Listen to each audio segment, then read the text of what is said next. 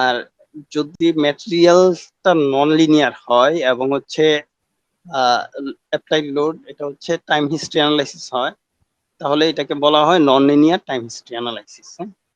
So generally আমরা হচ্ছে এই 5টা ক্যাটাগরি অ্যানালাইসিস করে থাকি। এক নাম্বার হচ্ছে linear static analysis, push-over analysis, response spectrum analysis, linear time history analysis, non linear time history analysis. ঠিক আছে, আচ্ছা এরপর হচ্ছে স্ট্রাকচারাল ডিজাইন। স্ট্রাকচারাল ডিজাইনে প্রিন্সিপাল অফ ডিজাইন যেটা, আমরা যে কোনো স্ট্রাকচার ডিজাইন করার জন্য যে জিনিসগুলো খেয়াল রাখতে হয়, একটা হচ্ছে সেফটি, সেফটি ফার্স্ট, তারপর হচ্ছে ইকোনমি দেখতে হবে এবং হচ্ছে টাইম। তাহলেই হচ্ছে আমাদের অপটিমাইজড একটা ডিজাইন হবে। হ্যাঁ, যদি আমি যে কোনো জায়গায় সেফটি ফার্স্ট বলা হয়, সেফটি মানে আপনার স্ট্রাকচার করেন অথবা যাই করেন আপনি, মানুষজনের ক্ষয়ক্ষতি হওয়া যাবে না, সেফটি মেনটেন করতে হবে। তারপরে হচ্ছে ইকোনমি, আমি দেখা গেল যে কোনো একটা স্ট্রাকচার করতে গেলাম, এখন স্ট্রাকচার তৈরি করতে যে যদি অনেক ইকোনমিক দিক থেকে অনেক বেশি টাকা খরচ করে করতে হয়, তাহলে এটা আসলে আমি যে পারপাসে ইউজ করতেছি এর তুলনায় যদি বেশি টাকা খরচ করি, তাহলে তো আসলে এটা ইকোনমিক সার্ভ করলো না, তাই না? ইকোনমিক হলো না। সো দেখতে হবে যে যত কম টাকা খরচ করে আমরা স্ট্রাকচার করতে পারি, তবে সেফটি থাকতে হবে, সেফটি লুজ করা যাবে না। এবং হচ্ছে টাইম, টাইম বলতে যেমন ধরেন আমাদের স্ট্রাকচার যখন তৈরি করব, এই স্ট্রাকচারটা কথাই তো আছে টাইম ইজ মানি, তাই না? তার মানে আমি যত তাড়াতাড়ি তৈরি করি অথবা যত কম সময় তৈরি করতে পারি, তত তাড়াতাড়ি হচ্ছে আমি এটা ইউজ করতে পারবো। সো এই 3টা জিনিস যদি আমরা মাথায় রেখে ডিজাইন করি, তাহলে হচ্ছে অপটিমাইজ ডিজাইন হবে। ঠিক আছে, আচ্ছা ডিজাইন মেথড। ডিজাইন মেথডের জন্য আরসিসির জন্য জেনারেলি 3টা মেথড আছে, একটা হচ্ছে ডাব্লিউএসডি, ইউএসডি লিমিট স্টেট, স্টিলের জন্য আছে ASD, LRFD, masonry brick wall design করা যায়, তারপর টিম্বার, ব্যাম্বো, এইসব দিয়েও স্ট্রাকচার হয়। ঠিক আছে, আমাদের যেহেতু মেইন ফোকাস হচ্ছে আরসিসি নিয়ে, সেক্ষেত্রে আরসিসি নিয়ে আমরা হচ্ছে ডিসকাস করব। ডাব্লিউএসডি, এটা অলরেডি আপনারা সবাই জানেন, ডাব্লিউএসডি হচ্ছে ওয়ার্কিং স্ট্রেস ডিজাইন। হ্যাঁ,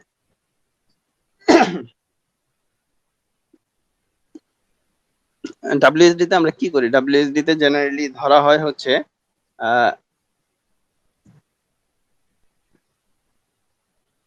ইলাস্টিক লিমিট পর্যন্ত হচ্ছে তাদের ইয়েটা থাকবে। ইলাস্টিক লিমিট পর্যন্ত স্ট্রেস স্ট্রেনের যে কার্ভ আছে, ওটা ইলাস্টিক লিমিট পর্যন্ত হচ্ছে ম্যাটেরিয়াল স্ট্রেংথ থাকবে। তার মানে এই যে এই জায়গায় আমরা ডাব্লিউএসডি তে কি করি, অনেক ফ্যাক্টর অফ সেফটি অনেক বেশি হয় না আমাদের? ওয়ার্কিং স্ট্রেস ডিজাইন যেটা, এটাতে ফ্যাক্টর অফ সেফটি অনেক বেশি থাকে। আর ইউএসডি যেটা, ইউএসডি হচ্ছে আলটিমেট স্ট্রেংথ ডিজাইন। হ্যাঁ, ইউএসডি তে হচ্ছে মোটামুটি আমরা অ্যাকুরেটের কাছাকাছি অথবা আলটিমেট যে স্ট্রেংথ নেওয়া যায়, ওই স্ট্রেংথ অনুযায়ী হচ্ছে আমরা ডিজাইন করি। এটা হচ্ছে রিসেন্টলি সবাই এটা ইউজ করে, ওয়ার্কিং স্ট্রেস ডিজাইন যেটা, এটা এখন খুব একটা ইউজ হয় না, একবারই ইউজ হয় না বলতে গেলে ডিজাইনে। কারণ হচ্ছে ডাব্লিউএসডি করলে সেকশনের সাইজ, রেইনফোর্সমেন্ট একটু বেশি লাগে ইউএসডির চাইতে। সো আমরা যেহেতু ইকোনমিক করতে চাচ্ছি, এই কারণে হচ্ছে ইউএসডি করা হয়। আর আলটিমেটলি আরেকটা হচ্ছে limit state design. Limit state design generally 2 টাইপের করা হয়েছে, একটা হচ্ছে স্ট্রেংথের উপর, আর একটা হচ্ছে সার্ভিসিবিলিটি ক্রাইটেরিয়া। সার্ভিসিবিলিটি ক্রাইটেরিয়া এবং আর স্ট্রেংথের উপরে। আলটিমেট লিমিট স্টেট যেটা is consider strength, overturning, fatigue and sliding etc. আর আরেকটা হচ্ছে সার্ভিসিবিলিটি লিমিট স্টেট, যেটা ক্র্যাক উইথ ডিফ্লেকশন, ভাইব্রেশন, এগুলা কনসিডার করা হয়। ঠিক আছে, জেনারেলি 3 টাইপের ডিজাইন মেথড আছে, একটা হচ্ছে ডাব্লিউএসডি, ইউএসডি আর লিমিট স্টেট মেথড। সো আমরা জেনারেলি ইউএসডি মেথড ফলো করি। হ্যাঁ, আর স্টিলের জন্য তো ইউএসডি, এলআরএফডি এগুলা এখন আর ভিতরে গেলাম না, কারণ হচ্ছে যেহেতু আমাদের ফোকাস হচ্ছে আরসিসি নিয়ে। আচ্ছা, আহ, মোটামুটি ওরিয়েন্টেশন এই পর্যন্তই। তারপর হচ্ছে আমরা চলে যাব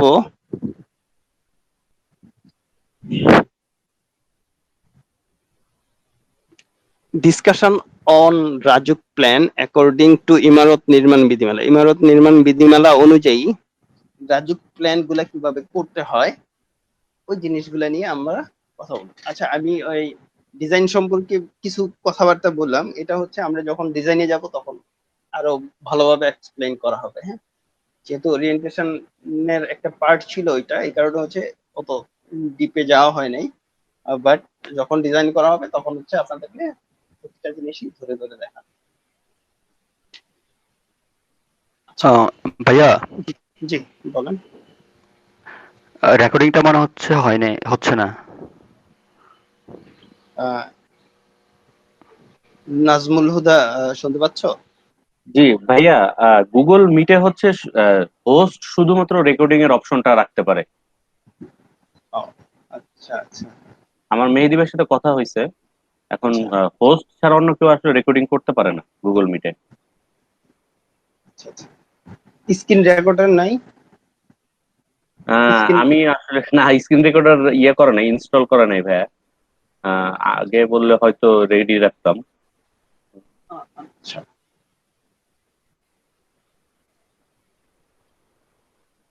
আচ্ছা, তাইলে এটার সমাধান কি? ভাইয়া, এই আজকের মিটিং এর হোস্ট কে? উনি কি লাইনে আছে? উনি তো রেকর্ড করতে পারবে।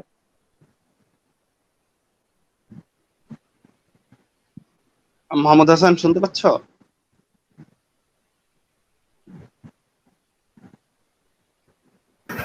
ভাই আমি স্ক্রিন রেকর্ড অন। হ্যাঁ ভাই, আচ্ছা আমি ঠিক আছে, আমি রেকর্ড করছি। ওকে। আচ্ছা আচ্ছা, আরেকজন কে যেন স্ক্রিন রেকর্ড অন রাখছেন। হ্যাঁ আবিদ। হ্যাঁ আবিদ, হ্যাঁ আবিদ, হ্যাঁ তুমি ট্রাই স্ক্রিন করো। রেকর্ড আচ্ছা আচ্ছা, কত তাহলে হচ্ছে 34 মিনিট যাবে। হ্যাঁ, ক্লাস শেষ হলে আমাদের সাথে একটু শেয়ার করতে হবে আর কি, যাতে আমরা সবাইকে প্রোভাইড করতে পারি। আচ্ছা ঠিক আছে।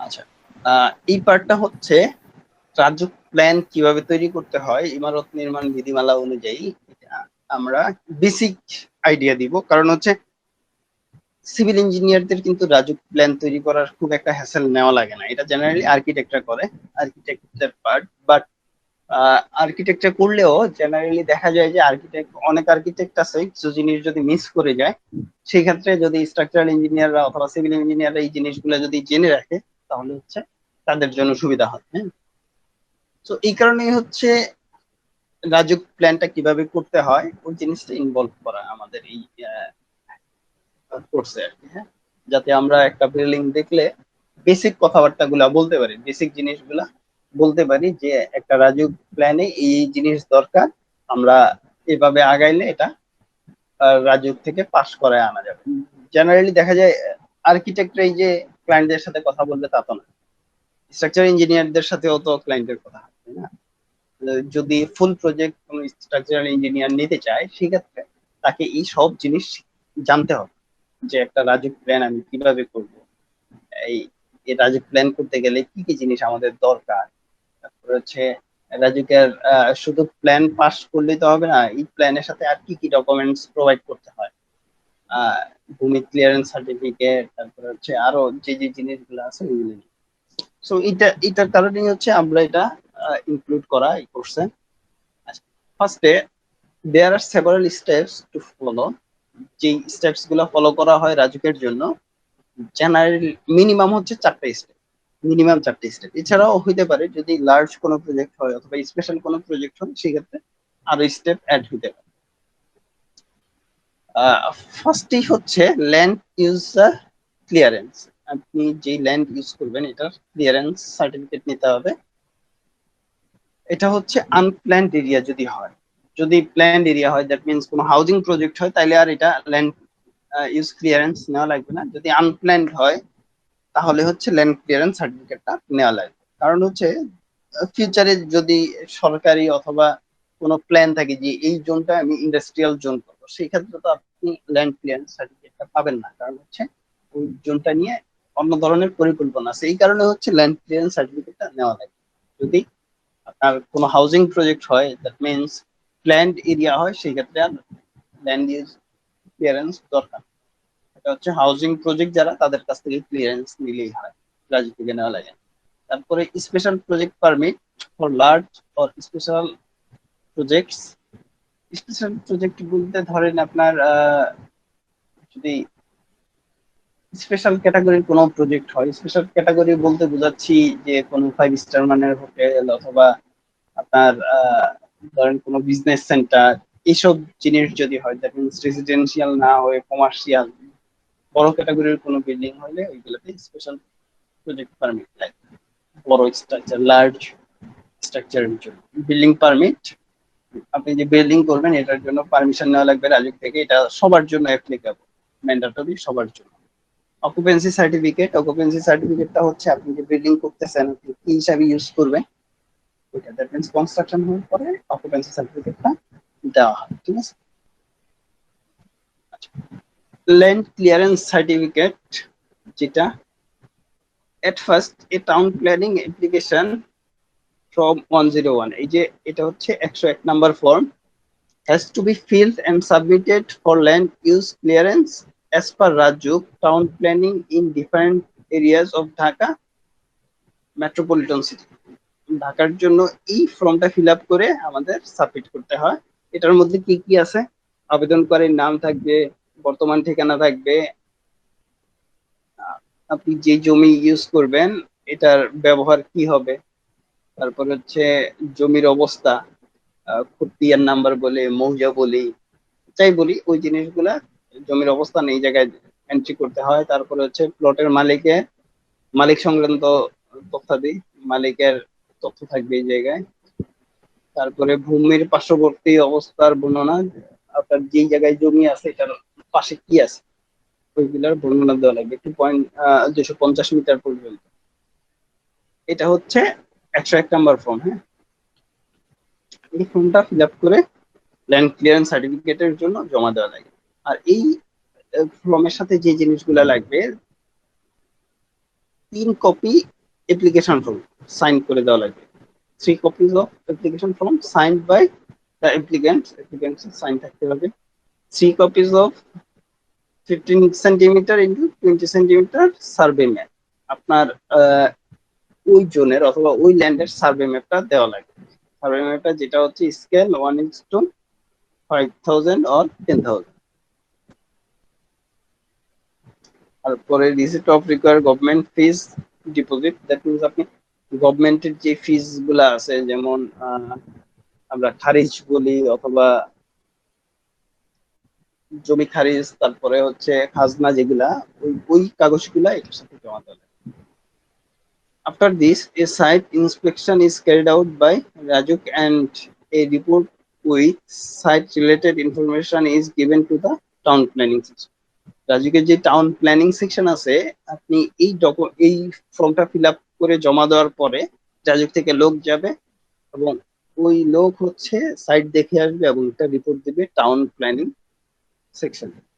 ওইটা যদি সবকিছু ওকে থাকে তখন হচ্ছে আপনার ল্যান্ড ইউজ ক্লিয়ারেন্সটা পেয়ে যাবে।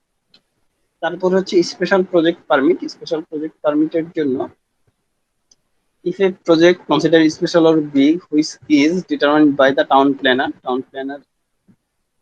rules অনুযায়ী যদি স্পেশাল প্রজেক্ট হয়, additional information apart from above mentioned one has to be provided for clearance. এই যে ক্লিয়ারেন্সটা যেটা নেওয়া হয়েছে এটার জন্য স্পেশাল প্রজেক্ট হইলে এই ফর্মটা ফিল আপ করতে হবে। এই যে এটা স্পেশাল প্রজেক্টের জন্য, আগেরটা কিন্তু আলাদা ছিল। আগের ফর্মটা যদি আমরা দেখি, আগেরটা যেটা 101 ছিল ওইটা কিন্তু এরকম, তাই না? আর এটা হচ্ছে স্পেশাল প্রজেক্টের জন্য। স্পেশাল প্রজেক্টের জন্য ফর্মটা অন্য। আচ্ছা, এখন আমরা স্পেশাল প্রজেক্ট অথবা বৃহদাকার প্রজেক্ট কোনটাকে বলবো? যেটা 40টির বেশি আবাসিক ইউনিট যদি থাকে তাহলে এটাকে স্পেশাল প্রজেক্ট বলা হবে। মোট 7,500 বর্গ মিটারের অধিক যে কোনো প্রকল্প 7,500 বর্গ মিটার স্কোয়ার মিটার আর কি পার হতে হবে। তারপর মোট 5,000 বর্গ মিটারের অধিক ফার্মেজে বিশিষ্ট বিপণী কেন্দ্র, কমার্শিয়াল স্পেস, জাতীয় ও আঞ্চলিক মহাসড়ক বা প্রধান সড়কের সহিত সরাসরি সংযোগ বিশিষ্ট যে কোনো প্রকল্প, মহাসড়কের সাথে যদি কোনো প্রজেক্ট হয় সেটা, ইটের ভাটা সহ পরিবেশ দূষণমূলক বা বিপজ্জনক শিল্প কারখানা, ঐতিহাসিক গুরুত্বপূর্ণ ভবন বা এলাকা 250 মিটার দূরত্বের ভিতরে যে কোনো নির্মাণ বা উন্নয়ন। দ্যাট মিনস আপনার ঐতিহাসিক কোনো লোকেশনের 250 মিটারের মধ্যে যদি আপনি কোনো বিল্ডিং করেন তাহলে ওইটা স্পেশাল প্রজেক্ট হবে। প্রাকৃতিক সৌন্দর্যমণ্ডিত এলাকার 250 মিটারের দূরত্বের ভিতরে যে কোনো নির্মাণ বা উন্নয়ন। দ্যাট মিনস আপনার প্রাকৃতিক সৌন্দর্যমণ্ডিত এলাকার 250, সিমিলারলি একটু আগে যেটা বলা হয়েছে ঐতিহাসিক কোন স্থানের ইয়া থেকে 250 মিটার দূরত্বে হইলে এটা স্পেশাল প্রজেক্ট হিসেবে কাউন্ট করতে হবে। পাহাড়ি এলাকা অথবা পাহাড় হিসেবে দৃশ্যমান জমিতে অথবা এইরূপ ভূমির 50 মিটারের মধ্যে যে কোনো ধরনের নির্মাণ বা উন্নয়ন।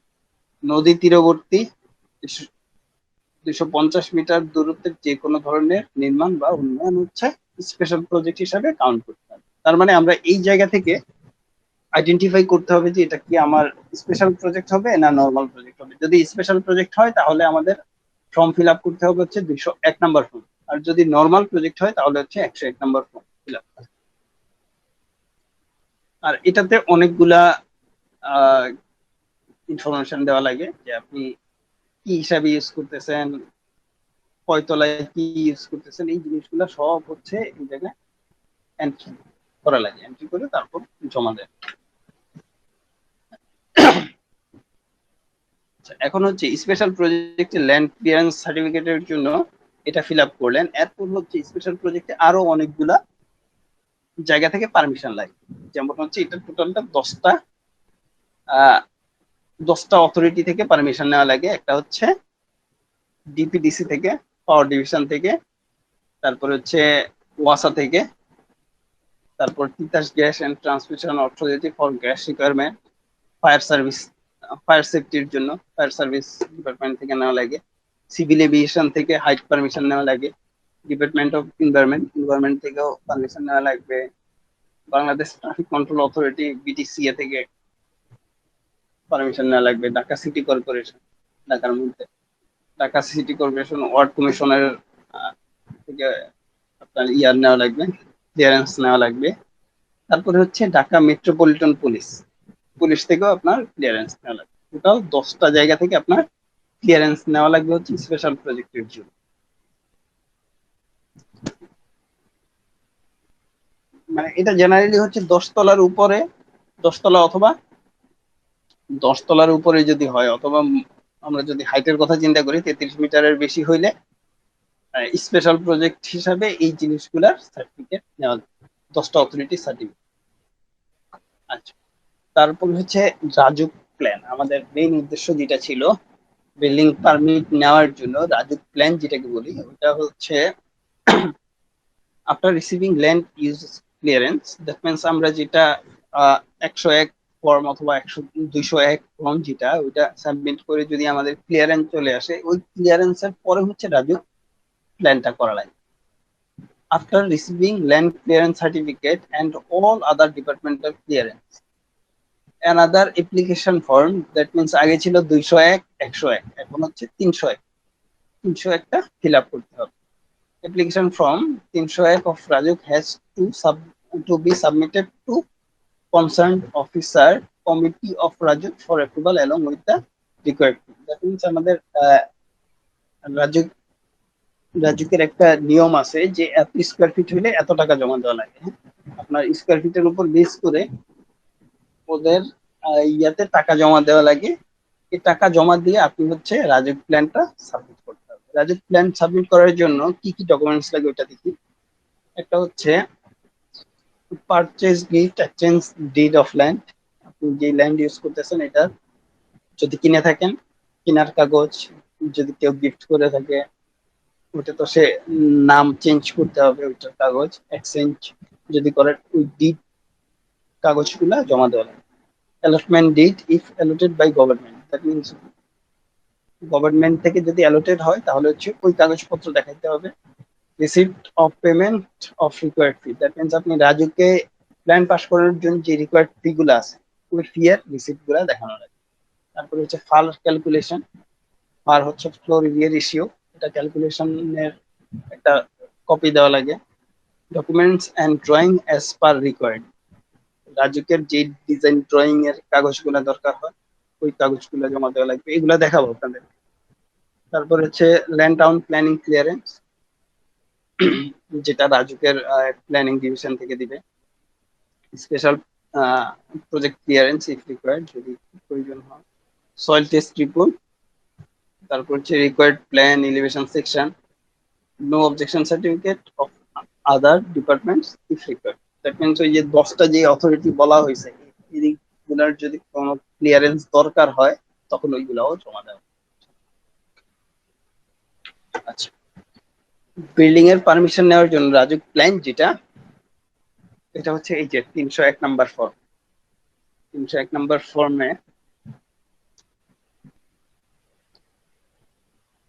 after relevant date along relevant data along with documents have been submitted, concerned inspector carries out site inspection and provides detailed report of concerned authority.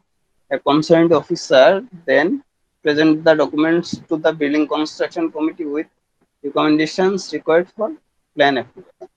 আপনি যে প্ল্যান করলেন ওই প্ল্যান সাবমিট করার পর হচ্ছে অথরাইজড অফিসার যিনি উনি হচ্ছে সাইটে উনি যাবেন অথবা ওনার লোক পাঠাবেন রাজুকে, উনি হচ্ছে ইন্সপেকশন করে এসে রিপোর্ট সাবমিট করবেন বিল্ডিং কনস্ট্রাকশন ডিপার্টমেন্টে।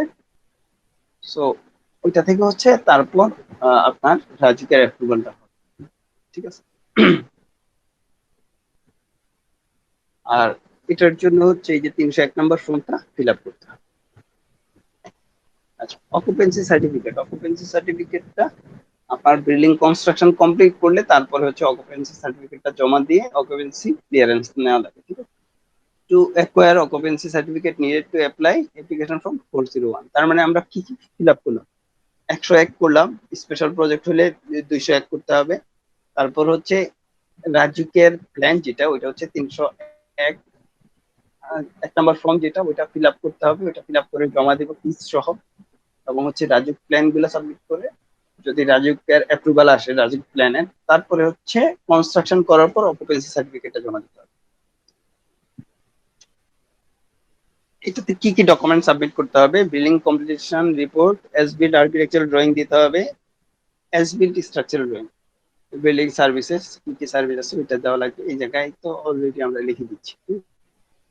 After the application submission, authority will visit and inspect the site within 15 days and issue the certificate. তার মানে আপনার এই কমপ্লিটেশন সার্টিফিকেট জমা দেওয়ার 15 দিনের মধ্যে রাজুক এই ইন্সপেকশনে যাবে এবং হচ্ছে আপনার অকুপেন্সি সার্টিফিকেটটা দিবে, যেটা হচ্ছে 5 বছরের। তার মানে এই 5 বছর, প্রথম 5 বছরের জন্য যে অকুপেন্সি সার্টিফিকেটটা নিলেন, এরপরে আপনার 5 বছর পর আবার আপনার অ্যাপ্লাই করতে হবে অকুপেন্সি সার্টিফিকেট, এটা হচ্ছে 5 বছর পর পর রিনিউ করতে হবে। আচ্ছা, এখন আসি FAR calculation and RAJUK plan. FAR calculation এবং রাজুক প্ল্যানের জন্য ফার ক্যালকুলেশনটা জেনারেলি এরকম হয়, এটাতে কি কি থাকে? আপনার টোটাল ল্যান্ড কত স্কয়ার মিটার, তারপরে হচ্ছে আপনি ফার কতটুকু পাচ্ছেন, এমজিসি কতটুকু পাচ্ছেন, সেটব্যাক কি আসতেছে, এগুলা ক্যালকুলেট করে তারপর দেখা লাগে যে আপনি টোটাল কত স্কয়ার ফিট অথবা স্কয়ার মিটার পাচ্ছেন, এটা কয় তলা নিচ্ছেন ওইটা এইভাবে ক্যালকুলেট করে দেখাই দেওয়া লাগে। আর এটা হচ্ছে একটা রাজুক প্ল্যান, যে রাজুক প্ল্যানে হচ্ছে আপনার যে যে জিনিসগুলা থাকবে, 1 নম্বরে থাকবে হচ্ছে আপনার যে সাইট আছে ওই সাইটটা থাকবে, সাইটটা হচ্ছে দেওয়া লাগে 1:200 স্কেলে। তারপরে হচ্ছে টিপিক্যাল ফ্লোর এবং হচ্ছে প্রতিটা ফ্লোরেরই দেওয়া লাগে ফ্লোর প্ল্যান, তারপরে সেকশন এলিভেশন এগুলা প্রোভাইড করতে হয়, এবং হচ্ছে আপনি যে জায়গায় বিল্ডিংটা করতেছেন ওটার মোজা ম্যাপ অনুযায়ী আপনার বিল্ডিং এর লোকেশনটা দেখানো লাগবে 1:4000 স্কেল, 1:4000 স্কেলে ওই লাইনটা দেখানো লাগবে। এটা হচ্ছে একবারে স্ট্রাকচার ইঞ্জিনিয়ারের কোনো কাজই নেই। এই যে রাজুক প্ল্যানের জন্য স্ট্রাকচার ইঞ্জিনিয়ারের কোনো কাজই নেই, পুরোটাই আর্কিটেক্টটা করে। বাট আপনার স্ট্রাকচার ইঞ্জিনিয়ারের একটা সাইন থাকা লাগবে, স্ট্রাকচার ইঞ্জিনিয়ারের একটা সাইন এই জায়গায় থাকা লাগবে।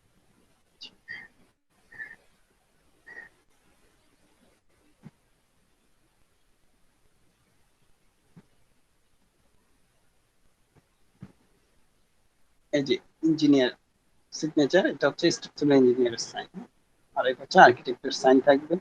তারপর হচ্ছে আপনার ফার ক্যালকুলেশনটা একটা পাশে দিয়ে দেওয়া লাগে, যে এটা হচ্ছে ফার ক্যালকুলেশন, আপনাদেরকে যেটা দেখানো হয়েছে এই যে এই ক্যালকুলেশনটা এই জায়গায় দেওয়া আছে। আর একটু জায়গা রাখা লাগে যেটা হচ্ছে সাইন করানোর জন্য আর কি। রাজুকের অ্যাপ্রুভালে সবাই সাইন করবে, মালিক সাইন করবে, ওইগুলোর জন্য জায়গা রাখা। আচ্ছা, তারপর হচ্ছে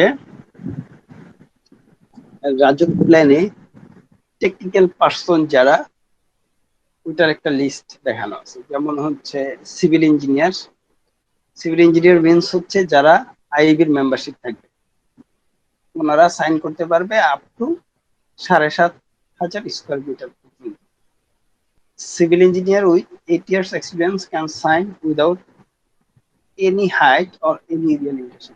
That means যারা প্রফেশনাল ইঞ্জিনিয়ার PInch, ওনারা হচ্ছে যে কোনো হাইটের বিল্ডিং সাইন করতে পারবে। এই জায়গায় ওইটাই দেখানো আছে যে আপনার স্ট্রাকচারাল ইঞ্জিনিয়ার কাদেরকে বলতেছে, আর্কিটেক্ট কাদেরকে বলতেছে, এই যে এই জায়গায় সবগুলা দেওয়া আছে, হ্যাঁ? এই জায়গায় সবগুলা দেওয়া আছে, অত ইম্পর্টেন্ট না এটা আমাদের জন্য। আচ্ছা, রুলস ফর বিল্ডিং কনস্ট্রাকশন। একটা বিল্ডিং কনস্ট্রাকশন করতে গেলে কি কি রুলস ফলো করতে হয়, ওই জিনিসটা হচ্ছে আমরা জেনারেলি যেটা করি সবাই মোটামুটি জানি যে একটা বিল্ডিং কনস্ট্রাকশন করতে গেলে কতটুকুর মধ্যে আমি কনস্ট্রাকশন করব, ওটা জানার আগে হচ্ছে তিনটা জিনিস। একটা হচ্ছে সেটব্যাক, একটা হচ্ছে এমজিসি, আর একটা হচ্ছে ফার। তো এই সেটব্যাক, এমজিসি এবং ফার, ফার্স্ট হচ্ছে আমাদের সেটব্যাক ছাড়তে হবে, সেটব্যাকের মধ্যে কিছু থাকতে পারবে না, সেটব্যাক ছাড়তে হবে।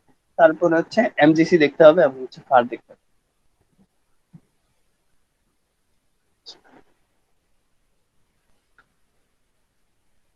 আচ্ছা, ইমারত নির্মাণের নিয়মাবলী। ইমারত নির্মাণের নিয়মাবলী যে কোনো ধরনের ইমারত বা প্রকল্প নির্মাণে অবশ্যই অনাচ্ছাদিত স্থান, যেটাকে আমরা এমজিসি বলি, সীমানা হইতে সেটব্যাক, সীমানা থেকে সেটব্যাক, ভূমির আচ্ছাদন, ফার ইত্যাদি সংক্রান্ত বিধি সমূহ অনুসরণ করিতে হইবে এবং ইমারতের ব্যবহারের ধরন, সড়ক প্রশস্ততা, যানবাহন চলাচলের ঘনত্ব, জনঘনত্ব, পার্কিং চাহিদা, ইউটিলিটি সার্ভিস সমূহ, অগ্নি নির্বাপন ইত্যাদির ভিত্তিতে এই নিয়মাবলী প্রয়োগে নিমিত্ত হইল। আচ্ছা, আবশ্যিক অনাচ্ছাদিত স্থান। প্রতিটি প্লটে বিদ্যমান জমি সীমানা হইতে বিধি 46 অনুযায়ী, 46 অনুযায়ী সেটব্যাক এবং বিধি 50 অনুযায়ী সর্বোচ্চ ভূমি আচ্ছাদন, যেটা এমজিসি বলি আমরা, খোলা জায়গা অবশ্যই অনাচ্ছাদিত স্থান হিসেবে থাকিতে হইবে। সীমানা হইতে সেটব্যাক, প্রতিটি ইমারতের সম্মুখ, পশ্চাৎ এবং পাশে এবং পশ্চাতে সেটব্যাক বা উন্মুক্ত স্থান থাকিতে হইবে এবং প্লটের সম্মুখ, পশ্চাৎ এবং পার্শ্ব এবং পশ্চাৎ এর সংজ্ঞার জন্য পরিশিষ্ট 5 এর ব্যাখ্যা প্রযোজ্য হইবে। এই বিধিমালার অন্যান্য শর্তাবলী পূরণ সাপেক্ষে ইমারতের সম্মুখ, পশ্চাৎ এবং পার্শ্বে সারণীর 2 প্রস্তরের সেটব্যাক বা উন্মুক্ত স্থান রাখিতে হবে। তার মানে এই যে ইমারতের সেটব্যাক যেটা, এই সেটব্যাকের ভিতরে আপনি কিছু করতে পারবেন, এটা মাস্ট রাখতেই হবে। দুইটা ভাগে ভাগ করা হয়েছে, একটা হচ্ছে 10 তলা পর্যন্ত, আরেকটা হচ্ছে 10 তলার বেশি। আপনি এই জায়গায় ফার্স্ট হচ্ছে কাঠা বলা আছে যে কত কাঠা পর্যন্ত করবেন, এরপরে সামনে কতটুকু ছাড়বেন, পিছনে কতটুকু ছাড়বেন এবং দুই পাশে কতটুকু ছাড়বেন এটা এই জায়গায় দেওয়া আছে। তার মানে আমাদের যেটা করতে হবে, ফার্স্টে দেখতে হবে আমি কয়তলা বিল্ডিং করব। আমি যদি 10 তলা পর্যন্ত করি তখন আমরা এতটুকু ইউজ করবো, আর 10 তলার উপরে যদি যাই তখন হচ্ছে এটা ইউজ করবো। তো ফার্স্টে যদি আমরা তালাটা নির্ধারণ করতে পারি, তারপরে হচ্ছে কতটুকু জায়গা আছে এটা তো আমরা জানতেই হবে। যেমন হচ্ছে এটা একটা প্রজেক্ট, এটা সামনে আছে হচ্ছে 15.85 মিটার রোড, ঠিক আছে, 15.85 মিটার রোড। আর এটার টোটাল ল্যান্ড এরিয়া হচ্ছে 8,900 স্কোয়ার ফিট, অথবা 827.26 স্কোয়ার মিটার। এখন দেখি তাইলে 827 কোথায় পড়ে।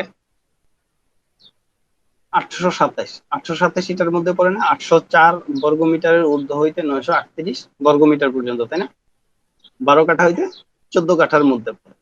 সো এই 12 থেকে 14 কাঠার মধ্যে আমাদের সেটব্যাক হচ্ছে এটা, সামনে 1.5, পিছনে 2, এবং হচ্ছে দুই পাশে 1.25। তার মানে এটা যদি আমাদের ফ্রন্ট হয়, এটাতে সামনে থাকতে হবে 1.5, পিছনে 2, আর দুই পাশে হচ্ছে 1.25 করে। তার মানে এই সেটব্যাকের ভিতরে হচ্ছে আমাদের বিল্ডিংটা করতে হবে।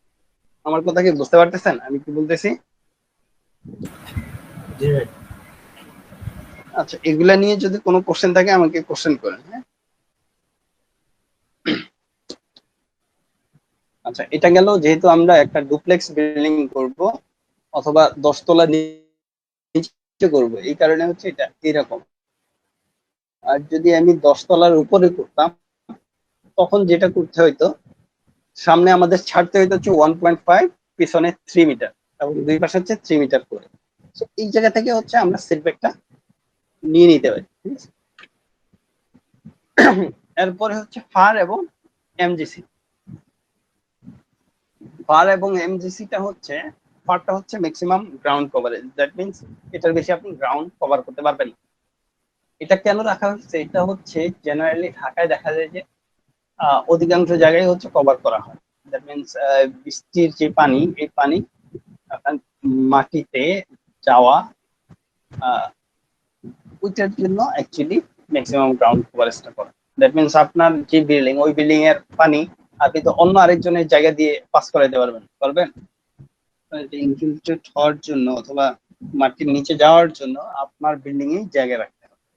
তো এটার জন্য হচ্ছে এমজিসিটা রাখা হয়। আর এখন দেখা যায় যে অধিকাংশ লোকজনই ওই এমজিসি ঠিকই রাখে, কিন্তু নিচের ফ্লোরটা সব ফাঁকা করে ফেলে ইয়ার জন্য, আপনার পার্কিং এর জন্য, ঠিক আছে? আচ্ছা, সো আমাদের যেহেতু এটা আমরা কি ক্যাটাগরি নেব, এটা জেনারেলি অনেকগুলো ক্যাটাগরি হয়, এ থেকে A5 পর্যন্ত। A1 থেকে A4 হচ্ছে আবাসিক বাড়ি, A5 হচ্ছে আবাসিক হোটেল। যেহেতু আমরা বাড়ি করব, রেসিডেন্সিয়াল বিল্ডিং, সেক্ষেত্রে হচ্ছে আমরা এই ফার্স্ট এটা নিব। আমাদের বিল্ডিং কতটুকু ছিল? 12 থেকে 14 কাঠার মধ্যে। রাস্তার প্রস্থ ছিল কত? 15.85। এখন এই জায়গায় একটু বোঝার ব্যাপার আছে। 15.85 যদি হয়, তাইলে আমাদের 12 থেকে 14 কাঠার জন্য বলা হয়েছে রাস্তার প্রস্থ লাগবে হচ্ছে 9 মিটার। এখন আমাদের কোনো জায়গায় যদি আমি বিল্ডিং করতে যেয়ে দেখি যে না 9 মিটার নাই, তাইলে কি করব? তাইলে কি আমরা ওই জায়গায় বিল্ডিং করব না? বিল্ডিং করতে পারবো না নাকি? কি করা উচিত ওইটাতে বলেন তো?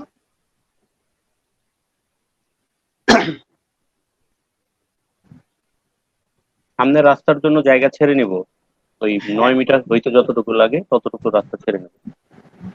এটা করার জন্য এই যে 9 মিটার যেটা করা আছে, এই 9 মিটার আমাদের ছেড়ে নিতে হবে। তার মানে মাঝের সেন্টার পয়েন্ট থেকে আমরা ছাড়বো 4.5, অন্য আরেকজন ছাড়বে হচ্ছে 4.5, তাইলে হচ্ছে 9 মিটার হইল, তাই তো? আর যদি আমরা এটাও করতে না চাই, তাহলে হচ্ছে আমাদের যাওয়া লাগবে হচ্ছে যে কোনো পরিমাণে।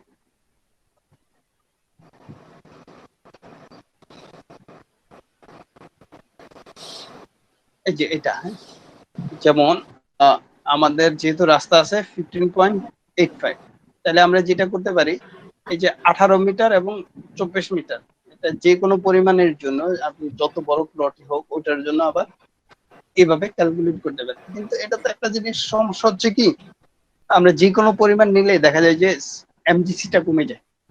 এমজিসিটা কমে যায় এই কারণে হচ্ছে আমরা যেটা করা হয় এই যে 12 থেকে 14 কাঠা যেটা 9 মিটার নিলাম রাস্তার জন্য আমরা ফার হচ্ছে 4.75 আর এমজিসি হচ্ছে 55, এটা 55%। তার মানে আপনার টোটাল যে ল্যান্ড আছে এটা 55% আপনি ইউজ করতে পারবেন, বাকিটা ওপেন রাখতে হবে। এই যে এই জিনিসটা থেকে আমরা রাস্তা যেটা পাইলাম, রাস্তা আছে হচ্ছে 15.85, কিন্তু আমরা ইউজ করতেছি কত 9 মিটার। তার মানে আমাদের যে এক্সট্রা রাস্তা আছে ওই রাস্তার জন্য আমি হচ্ছে এক্সট্রা ফান্ড নিতে পারবো। বুঝতে পারছেন কি কি বলছি? এটা একটু দেখাই আপনাদেরকে,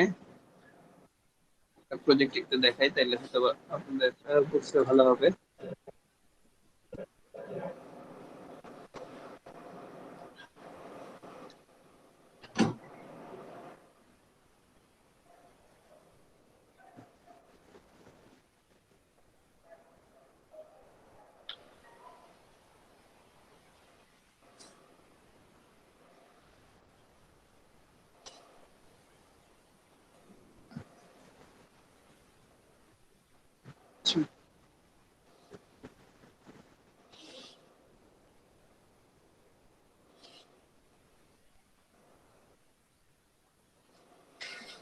এই যে এটাতে হচ্ছে এক্সিস্টিং রোড উইথ 9.4 মিটার, তাই তো?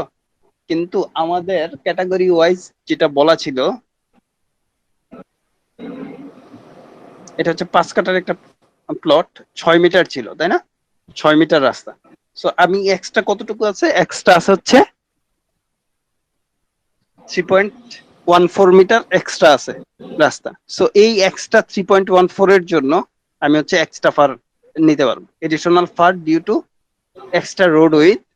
এটাকে জেনারেলি যেটা করতে হয় 0.05 ডিভাইড বাই হচ্ছে 0.3 দিয়ে গুণ দেওয়া লাগে আপনার যেই উইথ আছে ওই উইথটা এক্সট্রা উইথ, তাহলে হচ্ছে আপনি এক্সট্রা ফার পাবেন। এক্সট্রা ফার যেটা, এটা হচ্ছে আপনার ফার ক্যালকুলেশনের যে শীট, এই শীট অনুযায়ী আপনার নেক্সট ফার যেটা আছে, যেমন ধরেন আমরা এই যে 3.5 এটার পরে যেটা আছে 3.75 ওইটা নিতে পারবো। আপনি আমরা বের করলাম হচ্ছে 0.52, আমি যদি 3.5 এর সাথে 0.52 যোগ করে দিই তাহলে কিন্তু হবে না, আপনাকে দেখতে হবে পরবর্তী ফার যেটা আছে ওইটা আপনি নিতে পারবেন। এগুলা ভিতরে অনেক কিছু বলা আছে, আপনারা যখন একটু প্রয়োজন হবে তো পড়লে হয়তো বা আরো ভালো বুঝতে পারবেন। আর আমিও যে খুব ভালো বুঝি তা কিন্তু না, আমি যতটুকু জানি মানে শিখছি কাজ করতে যেয়ে ততটুকুই দেখাচ্ছি আপনাদের। আপনারা স্টাডি করলে হয়তো বা আরো অনেক কিছু বের হবে। আচ্ছা, তাহলে আমাদের ভাই যে একটা জিনিস, এটা হলো জি আহ, ইমারত A1 A2 A3 A4 এই জিনিসগুলা ক্যাটাগরিটা কি আসলে? এটা হচ্ছে ফ্রম, আচ্ছা এই যে এই জায়গায় A1 A2 A3 A4,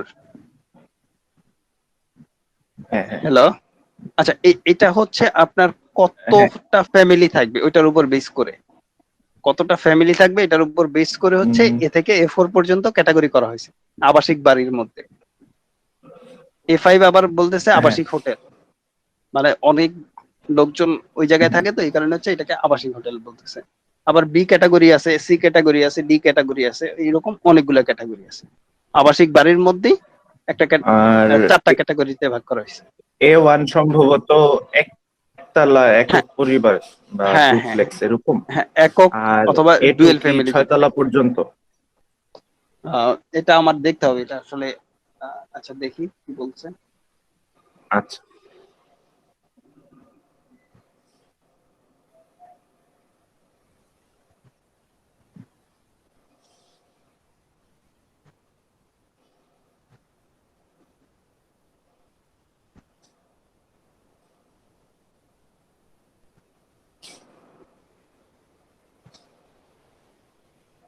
উপরে ছিল সম্ভবত।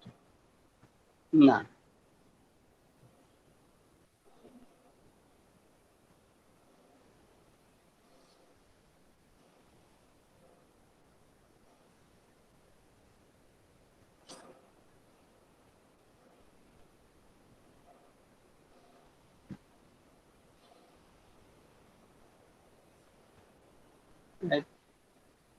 আবাসিক বাড়ি, হোটেল, তারপরে হচ্ছে বি হচ্ছে শিক্ষা প্রতিষ্ঠান, সি সি হচ্ছে প্রতিষ্ঠান স্বাস্থ্য সেবা, ডি ই হচ্ছে সমাবেশ ভবন, এফ হচ্ছে অফিস,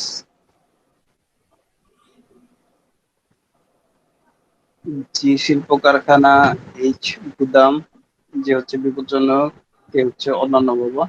আচ্ছা, এটার ক্যাটাগরি গুলা দেখি তো, এ ওয়ান কোনটাকে বলতেছে।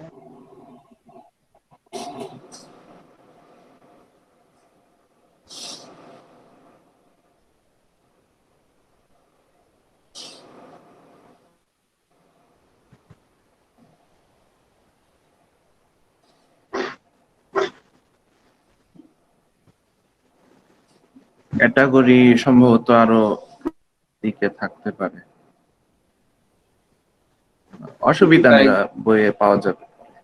না, এটাতে আছে আসলে। আমি আহ, মানে খুব বেশি ভালো জানি না তো এটা সম্পর্কে, কারণ কখনো ওইরকম ভাবে ইয়ে করি নাই। ওই আর্কিটেক্টে করে দেয়, ওইটাই হচ্ছে আমি মানে মাঝে মধ্যে দেখি আর কি। হ্যাঁ,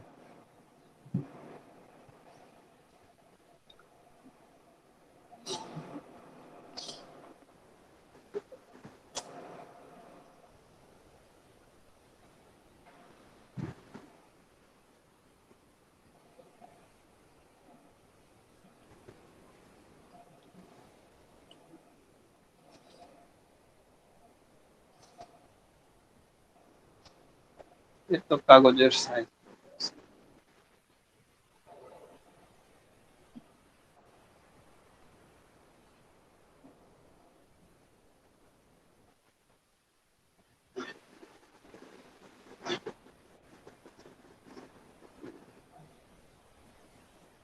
আচ্ছা, এটা একটু আমার দেখে জানাইতে হবে। আমি আগামী ক্লাসে এটা চেষ্টা করব দেখানোর জন্য, ঠিক আছে? অসুবিধা নেই।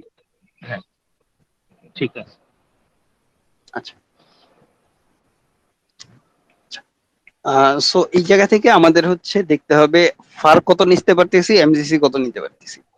সো আমাদের যেটা 12 থেকে 14 ছিল, কারণ হচ্ছে আমাদের টোটাল ল্যান্ড ছিল হচ্ছে 827.26 স্কোয়ার মিটার। সো এটা এই ক্যাটাগরির মধ্যে পড়ে, 12 থেকে 14 কাঠার মধ্যে। রাস্তার উইথ 9, তাহলে আমরা ফার কত পাচ্ছি? 4.75, আর এমজিসি পাচ্ছি হচ্ছে 5.55%। সো এটাই হচ্ছে এই জায়গায় নেওয়া হয়েছে as per rules for 12 to 14 কাঠা। এমজিসি হচ্ছে 55% আর ফার 4.75। তাহলে এই জায়গায় যেটা করলাম, আমরা ক্যালকুলেশন করলাম যে টোটাল ল্যান্ড এরিয়া আছে এত, এটার আমি কতটুকু ইউজ করতে পারবো। এই ল্যান্ড এরিয়াকে আমি হচ্ছে 55% দিয়ে গুণ দিলেই হচ্ছে আমি কত স্কোয়ার ফিট ইউজ করতে পারবো ফ্লোরে, ওইটা আমি পেয়ে যাচ্ছি। তার মানে আহ, এই land area 8,900 square feet into হচ্ছে 0.55 দিয়ে গুণ দিলে 4,895 স্কোয়ার ফিট আমি ইউজ করতে পারবো। তার মানে এই টোটাল যে জায়গা আছে 8,900-র মধ্যে আমি হচ্ছে 4,895 স্কোয়ার মিটার ইউজ করতে পারবো, যেটা আমার সেটব্যাকের ভিতরে হইতে হবে। তার মানে আমি যদি একটা কর্নারে নিয়ে নেই, বাকি অংশ ফাঁকা রাখতে হবে। আমি যদি মাঝখানে নেই, চারপাশে ফাঁকা রাখতে হবে। এরকম হচ্ছে ব্যাপারটা। এরপর হচ্ছে ফার, যেটা ফার হচ্ছে আমাদের যে টোটাল ল্যান্ড, এই ল্যান্ডের আমি হচ্ছে 4.75 গুণ ইউজ করতে পারবো। আমি যদি গ্রাউন্ড ফ্লোর পার্কিং করি, সেক্ষেত্রে পার্কিংটা বাদ যাবে। আমরা অকুপেন্সি, যেটা দ্যাট মিনস যে জায়গায় মানুষজন থাকবে আপনি ওয়াল দিয়ে বন্ধ করে দিবেন, ওই জায়গাগুলাই হচ্ছে ফারের মধ্যে আসবে। সো ওইটা বের করার জন্য যেটা করতে হয়, টোটাল ল্যান্ড এরিয়া ইন্টু হচ্ছে 4.75 যেটা ফার, ওইটা নিলাম। ওটা নিলে হচ্ছে আমি কত ফার পাচ্ছি ওইটা পেয়ে যাচ্ছি। তার মানে আমি প্রত্যেকটা ফ্লোরে কি পরিমাণ নিতে পারবো। আমি যদি 8 তলা করি, তাহলে হচ্ছে এটাকে 8 দিয়ে ভাগ দিলে আমি প্রতিটা ফ্লোরে কত স্কোয়ার ফিট পাবো ওইটা বের হয়ে যাবে। বুঝতে পারছেন কি কি বলছি?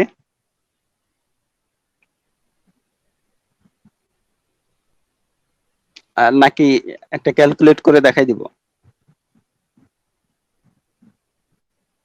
জি ভাইয়া একটু দেখে দিলে তো। দেখান। আচ্ছা,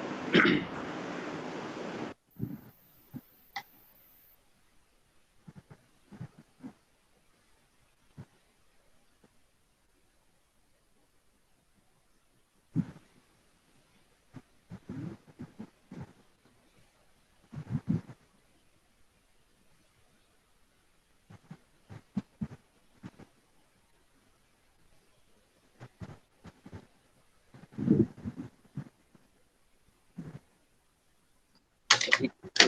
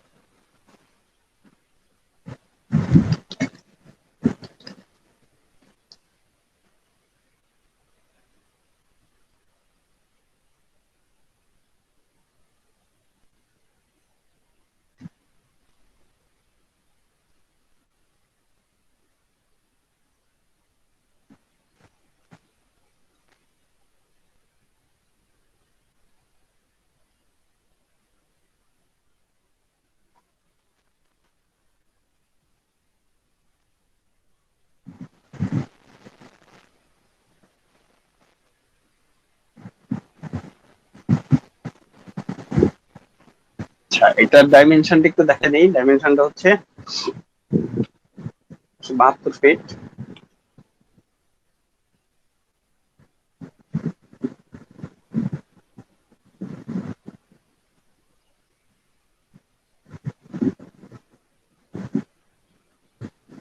আরেক পাশে হচ্ছে 50 ফিট।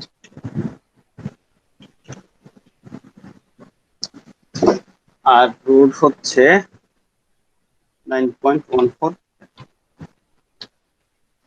9.14 মিটার। আচ্ছা, তাহলে এই রোড অনুযায়ী আমাদের হচ্ছে টোটাল জিনিসটা ক্যালকুলেট করতে হবে। এক নাম্বার হচ্ছে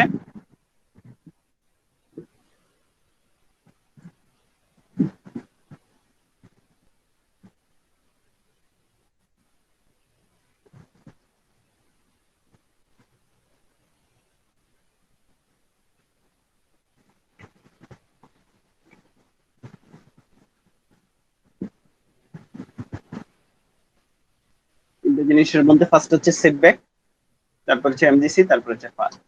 এখন তাইলে এই জায়গাটা কত স্কোয়ার মিটার হচ্ছে অথবা কয় কাঠা হচ্ছে এটা ক্যালকুলেট করতে হবে না আমাদের?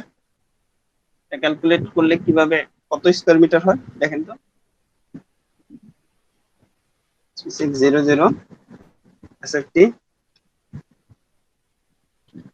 তাই না?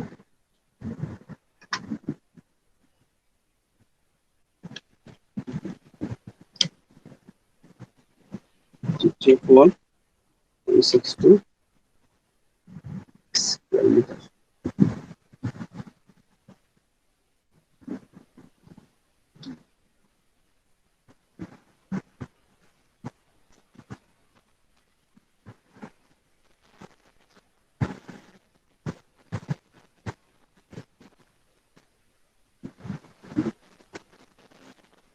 তাই না? এটা ঠিক আছে? জি জি ভাইয়া ঠিক আছে। আচ্ছা, তাহলে আমরা হচ্ছে এখন সেটব্যাকটা নিব। সেটব্যাকের চার্ট হচ্ছে এটা।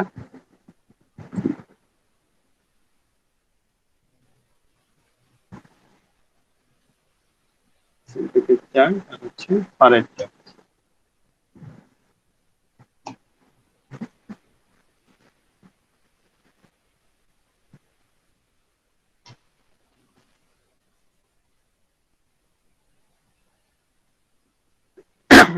সেটব্যাকের চার্ট অনুযায়ী আমাদেরটা কোনটাতে পড়ে? এটাতে না? 334 বর্গ মিটার আছে, তার মানে 4 কাঠা হইতে 5 কাঠা পর্যন্ত। আমি কি বুঝাতে পারছি? জি, বুঝছি।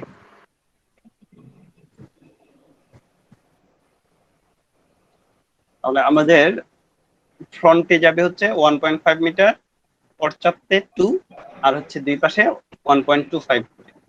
তাহলে এখন সেটব্যাকটা তাহলে আমরা দিয়ে ফেলি একটু।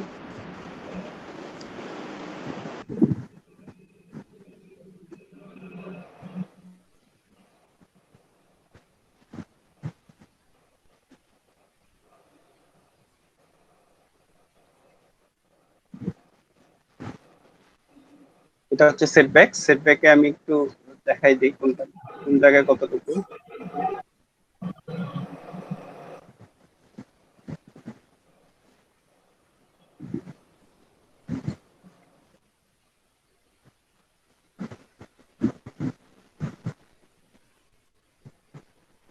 এই জায়গায় হচ্ছে 1.25 মিটার।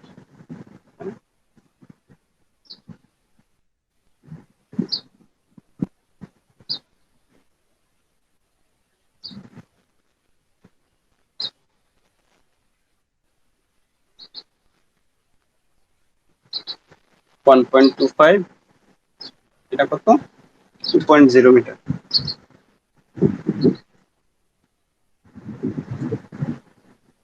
আর ফ্রন্টটা হচ্ছে 1.5। 1.5।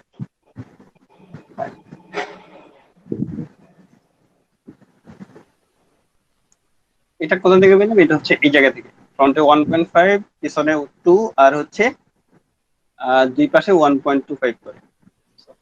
এই এতটুকু জায়গার মধ্যে আমি কোনো বিল্ডিং করতে পারবো না। এখন তাইলে আমি যদি চিন্তা করি, আমাদের এই যে এমজিসি যেটা ম্যাক্সিমাম গ্রাউন্ড কভারেজ, এটা হওয়া লাগবে এই জোনটার ভিতরে, এটার বাইরে যেতে পারবে না। ম্যাক্সিমাম গ্রাউন্ড কভারেজ যেটা, এটা হচ্ছে আমরা যতটুকু আচ্ছাদন করতে পারবো, অনাচ্ছাদিত স্থানটা এই সেটব্যাক তো থাকবেই, প্লাস হচ্ছে এমজিসির মধ্যে যেটা থাকবে এটা ছাড়া যেটা থাকবে এটা হচ্ছে অনাচ্ছাদিত স্থান থাকবে। আচ্ছা, তাহলে আমাদের এমজিসি এবং হচ্ছে ফার যদি আমি বের করতে চাই, যেমন আমি যদি আবাসিক বাড়ি করি, অ্যাপার্টমেন্ট যদি করি, তাহলে হচ্ছে এটা A1 থেকে A4 ক্যাটাগরির মধ্যে পড়ে। আর আবাসিক হোটেল করলে পরে হচ্ছে A5। তাহলে আমরা A1 থেকে A4 এর জন্য একটাই চার্ট, সো এটাই ধরতে পারি। এটা হচ্ছে এই অংশের মধ্যে পড়বে, 4 কাঠা হইতে 5 কাঠার মধ্যে, তাই না? এতটুকুর মধ্যে। তাহলে আমাদের ফার কত হচ্ছে, এমজিসি কত হচ্ছে? এমজিসি হচ্ছে 62.5 আর ফার হচ্ছে 3.5, তাই না? রাস্তা যেটা দরকার ছিল 6 মিটার, আমাদের আছে 9 পয়েন্ট সামথিং।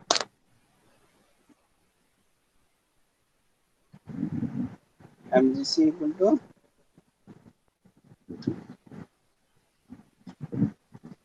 62.5 নাকি? 62.5%। আর ফার ছিল হচ্ছে 3.5 নাকি?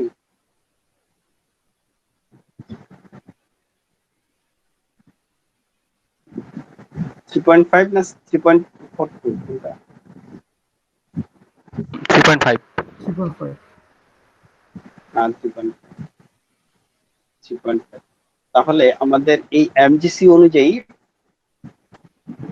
ম্যাক্সিমাম গ্রাউন্ড কভারেজ, আমাদের টোটাল ল্যান্ড এরিয়া যেটা,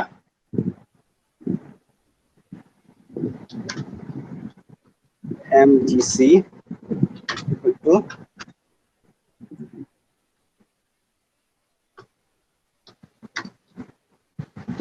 ল্যান্ড এরিয়া ইনটু হচ্ছে এমজিসির ভ্যালু যেটা, এটা 62.5। ল্যান্ড এরিয়া আছে হচ্ছে 3600 স্কয়ার ফিটে যদি করি এসএফটি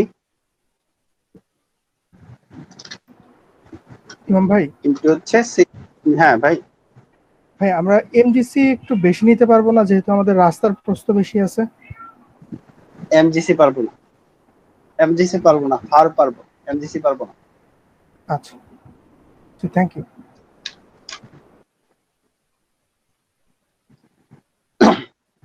আচ্ছা, এটা কত আসে তাহলে?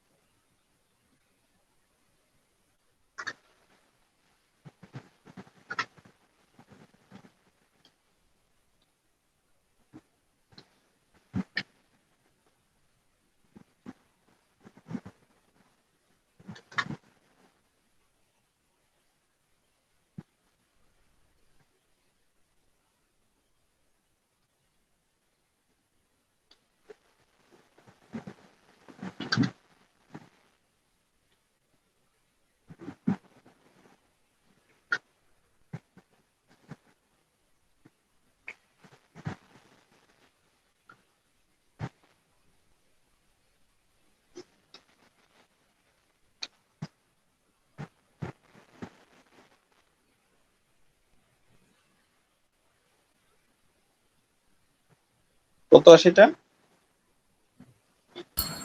225 225। 000। আচ্ছা, এটা তো পার্সেন্টে নেওয়া লাগবে, পার্সেন্টে নেওয়া মানে 100 দিয়ে ভাগ দেওয়া লাগবে।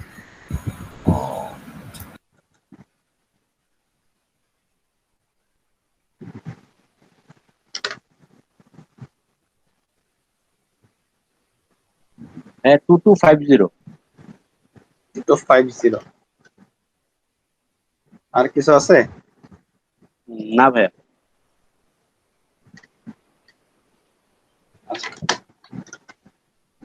এসএফটি, এটাকে আমি চাইলে স্কয়ার মিটারে নিতে পারি, স্কয়ার মিটারে নিয়ে যাই।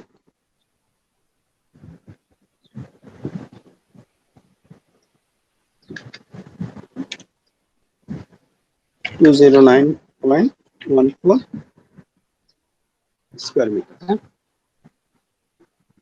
তার মানে আমি হচ্ছে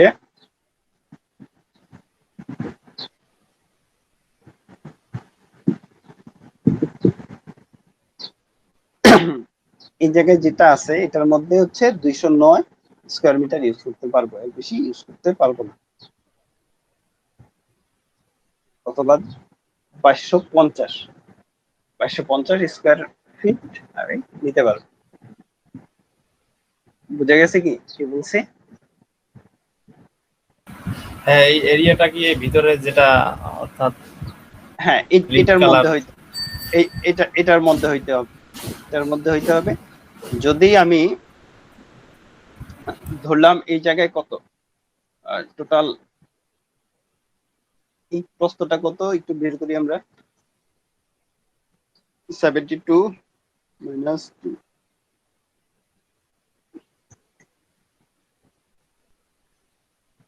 এটা 60.52 ফিট। এতটুকু হচ্ছে 60.52 ফিট।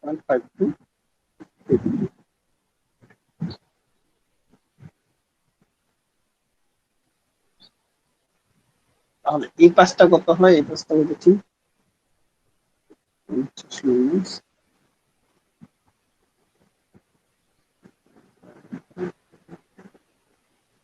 41, 1.8। উপরটা 68.5 হবে না, আর 2 এবং 1.5 বাদ যাবে। এটা তো মিটারে আছে, মিটারে আছে, এটা হচ্ছে মিটারে আছে, আর এটা আচ্ছা আচ্ছা আচ্ছা। ফিটে আছে। সো আমাদের এই জায়গায় টোটাল ইয়ে কত হচ্ছে? 60.5। টোটাল আমরা পাচ্ছি হচ্ছে 2529 স্কয়ার ফিট এটার ভিতরে। 2529, ধরতে পারি 30, 2530 স্কয়ার ফিট সেটব্যাক বাদ দিলে।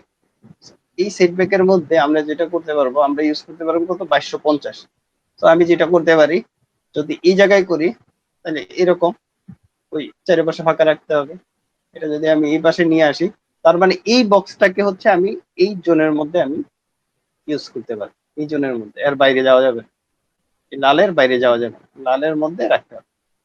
বুঝতে পারছি কি কি বলছি আমি?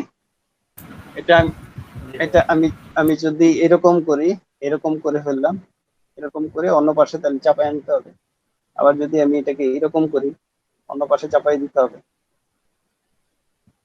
এটা হচ্ছে ব্যাপার যে আমি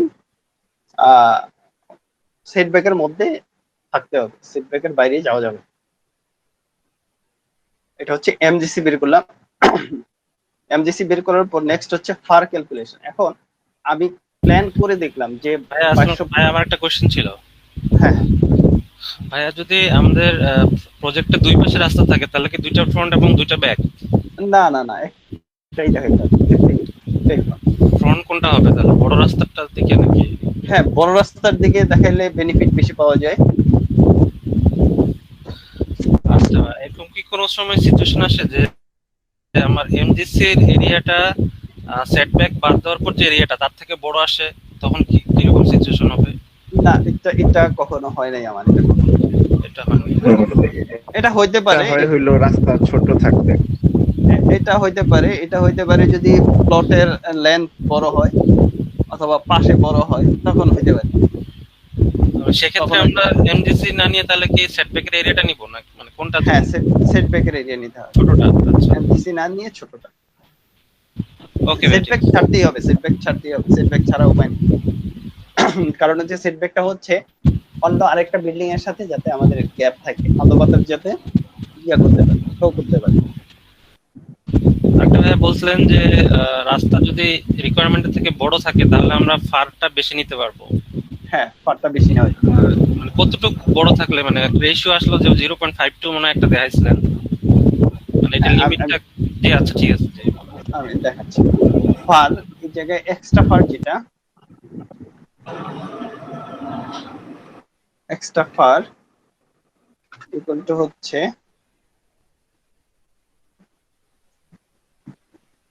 আমাদের রোড উইথ, যেটা রোড 9.14 ছিল, তো এটা থেকে আমরা নিলাম কতটুকু রোড, 6 মিটার, তাই না? 6 বাদ দিলাম, কত হয় এটা?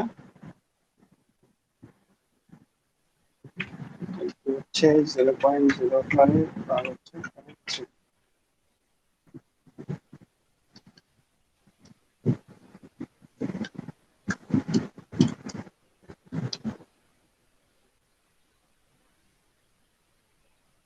কত হয় এটা স্টাফার?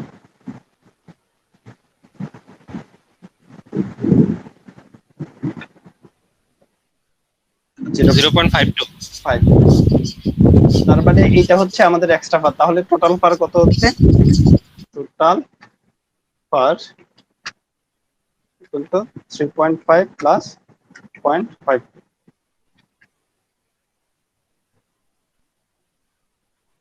4.02। 4.02। বাট এটা কি হচ্ছে আমাদের, এই যে চারটি যে ফার ছিল, এই জায়গায় ফার ছিল হচ্ছে 3.5, তারপরে হচ্ছে 3.75, কিন্তু আমরা ফার পাচ্ছি হচ্ছে 4.02। সো আমাদের যেটা করতে হবে, এই যে 3.5 এর পরে যেটা আছে ওইটা ইউজ করতে পারবো, এর বেশি ইউজ করতে পারবো না। সো আমরা এই যে 3.5টা ইউজ করবো, বুঝছেন? সো অ্যাকচুয়াল ফার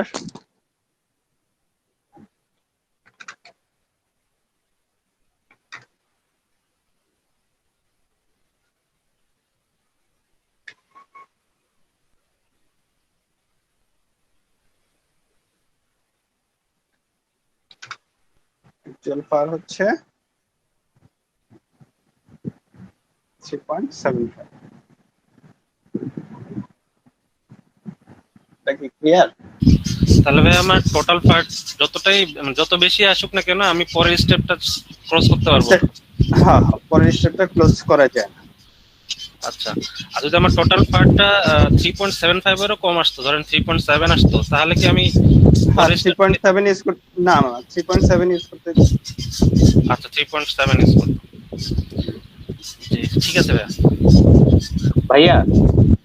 হ্যাঁ, আচ্ছা, আমি তো এটা নেক্সট ফারটা 3.75 পেলাম, কিন্তু অনেক সময় ফার কিন্তু পাশাপাশি দুইটা সেম, তো সেই ক্ষেত্রে নেক্সট ফার তো সেমই, ওইটাই নিতে হবে নাকি না আমি এসে যেখানে বেশি সেটা নিব। আমরা কিন্তু এই যে স্টেপ, যেমন আমি যদি এটাতে কাজ করি, হ্যাঁ, হ্যাঁ হ্যাঁ তার হ্যাঁ, পরে ফারের যে চেঞ্জ, পরে জি। ফারের যে চেঞ্জ যেটা ওইটা চেঞ্জ নিতে হবে। যেটা মানে আমি যেটা বলতে চাচ্ছি ভাই, যদি 3 থেকে 4 কাঠাটা যদি নিতাম আমি, তাহলে কিন্তু আমার হ্যাঁ, নেক্সট পার্টটা কিন্তু সেমই থাকতো, 3.50 থাকতো। না না, চেঞ্জ যেটা আমি ওটা এসে change। চেঞ্জ রেটটা নিব, জি। থ্যাংক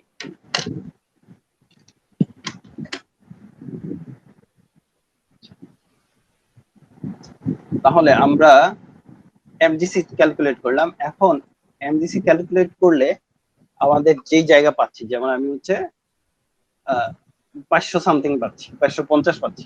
এখন প্ল্যান করার পরে দেখা গেল আমাদের প্ল্যানটা এরকম ভাবে হইলো, যদি প্ল্যানটা চিন্তা করি, প্ল্যানটা এরকম ভাবে করলো, হ্যাঁ,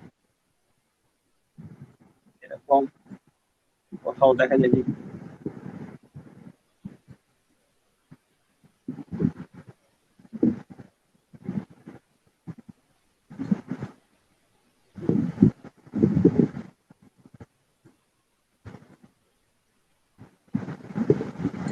এমন ভাবে প্ল্যানটা করা হইলো যে আমাদের এই ল্যান্ড এরিয়া হচ্ছে ফ্লোর এরিয়া যেটা আসতেছে, ফ্লোর এরিয়া আমি চিন্তা করি মানে ভিতরে আর কি,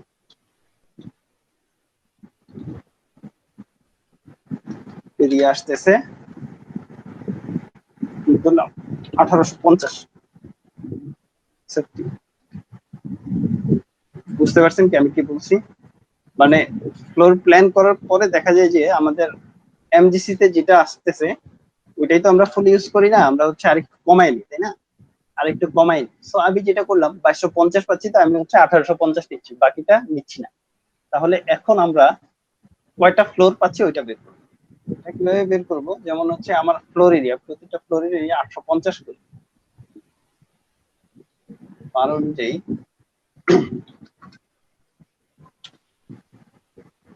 আর ইকুয়াল টু হচ্ছে আমাদের ল্যান্ড এরিয়া যেটা ছিল, ল্যান্ড এরিয়া ছিল হচ্ছে 3600, এই জায়গায় লিখে ফেলি, ইন্টু হচ্ছে ফারের বিল আমরা কত ইউজ করতেছি? 3.75, 3600 এসএফটি ইন্টু হচ্ছে 3.75, কত হয় টোটাল দেখেন তো?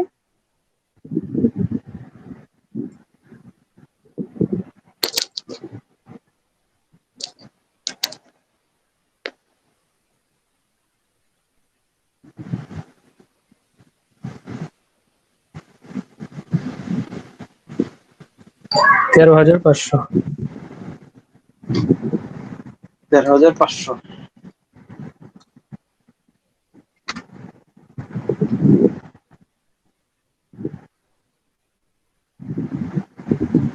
এই পরিমাণ আমি হচ্ছে টোটাল ফ্লোর ইউজ করতে পারবো। এখন আমার হচ্ছে এগুলো তো ক্যালকুলেট করে ফেললাম, এগুলো ক্যালকুলেট করার পর নেক্সট হচ্ছে আমি অ্যাকচুয়াল কয়তলা ইউজ করতেছি ওইটা বের করবো। ওইটা কিভাবে বের করবো? ওইটা বের করার জন্য নাম্বার অফ স্টোরি ইন্টু ফারের যে ভ্যালু 13500 ডিভাইড বাই হচ্ছে এরিয়া, আপনি কত এরিয়া ইউজ করতেছেন প্রতিটা ফ্লোরে। যেমন আমরা ইউজ করতেছি 1850, কত হয়?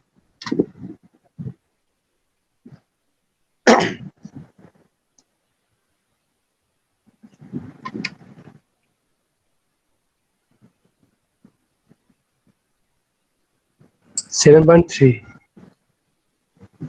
7.3। তার মানে আমি যেটা করতে পারি, এটা 7 তলার পরেও আরেকটু থাকে। সো আমি এটা না করে যদি এই জায়গায় 1950 করি, 1950 করলে কত আসে? 6.9 যাবে না? 6.92 আমি যদি 1925 স্কোয়ার ফিট করি,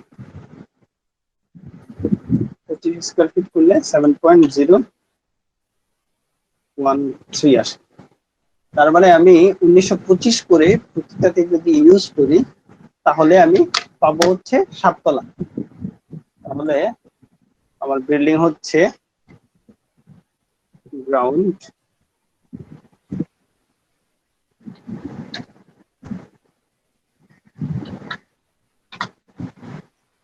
প্লাস হচ্ছে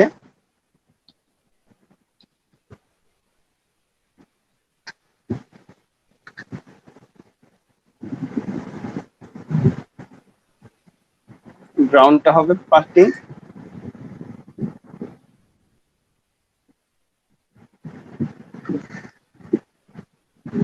আর হচ্ছে প্লাস 7, তার মানে টোটাল 8 তলা।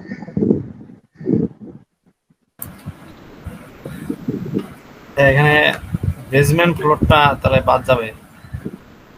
বেসমেন্ট ফ্লোর, হ্যাঁ বেসমেন্ট যদি করি সেক্ষেত্রে বেসমেন্ট বাদ যাবে। তখন কয়টা, বেসমেন্ট মানে তখন স্টোরিটা কত, টোটাল কতটা হবে? তখন তো বেসমেন্ট যদি আমি পার্কিং হিসাবে ইউজ করি তাহলে হচ্ছে বেসমেন্ট প্লাস 7। মানে ব্যাপার হচ্ছে আমি থাকার জন্য অথবা যদি আমি কভার করে ফেলি কোনো জায়গা, ওইটা হচ্ছে ফারের মধ্যে আসে। এটা ফারে ক্যালকুলেট করতে হবে। যদি আপনি গ্রাউন্ড ফ্লোরে 2টা রুম কভার করে ফেলেন পার্কিং এ, তাহলে ওটা কিন্তু ফারের মধ্যে যোগ করতে হবে।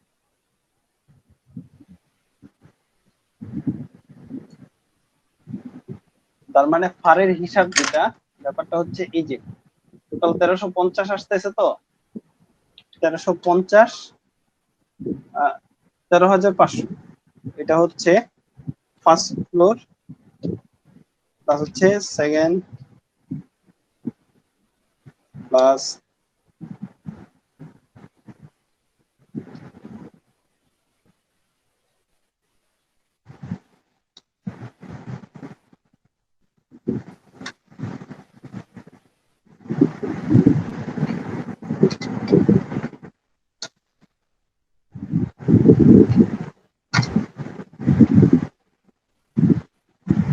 তার মানে আপনার এই যে 1350 যেটা, এটা হচ্ছে সবগুলা ফ্লোর এরিয়ার যোগফল হচ্ছে 13,500, যেটা সবগুলা ফ্লোর এরিয়ার যোগফল হতে হবে, এর চাইতে বেশি হইতে পারবে না। তার মানে আপনি যদি 3 তলা ইউজ করেন তাহলে 3 তলায় এটার চাইতে বেশি হতে পারবে, অথবা যদি 20 তলা করেন 20 তলায় এটার চাইতে বেশি হতে পারবে, এরকম ভাবে করতে হবে। প্রত্যেকটা ফ্লোরের এরিয়া হচ্ছে আমাদের ম্যাক্সিমাম গ্রাউন্ড ফার, যেটা ওই ফারের বেশি হতে পারবে।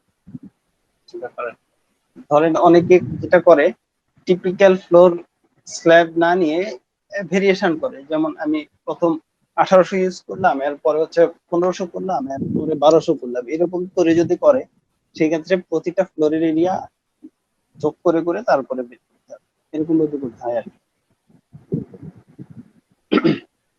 বুঝতে পারছেন কি? কারণ যদি কোনো কোশ্চেন থাকে কোশ্চেন করতে পারেন। হ্যাঁ, এক্সকিউজ মি ভাইয়া, একটা প্রশ্ন ছিল। জি জি বলেন। সেটা হইতেছে, আমি যদি গ্রাউন্ড বা পার্কিং এর জন্য কোনো জায়গা না রাখি তাহলে আমার টোটাল স্টোরি কি 7 হবে? হ্যাঁ 7 হবে। মানে আমি যদি দেওয়াল দিয়ে বন্ধ করে ফেলি কোনো জায়গা, তখন এটা ফারের মধ্যে চলে আসে। ও, জি ঠিক আছে। তবে হচ্ছে ভাইয়া, অকুপেন্সি। হ্যাঁ জি, বলেন। যদি 2টা বেসমেন্ট রাখতে চাই তাহলে হিসাবটা কিভাবে হবে? বেসমেন্ট গুলা মাস্ট বি পার্কিং হিসাবে ইউজ করতে হবে।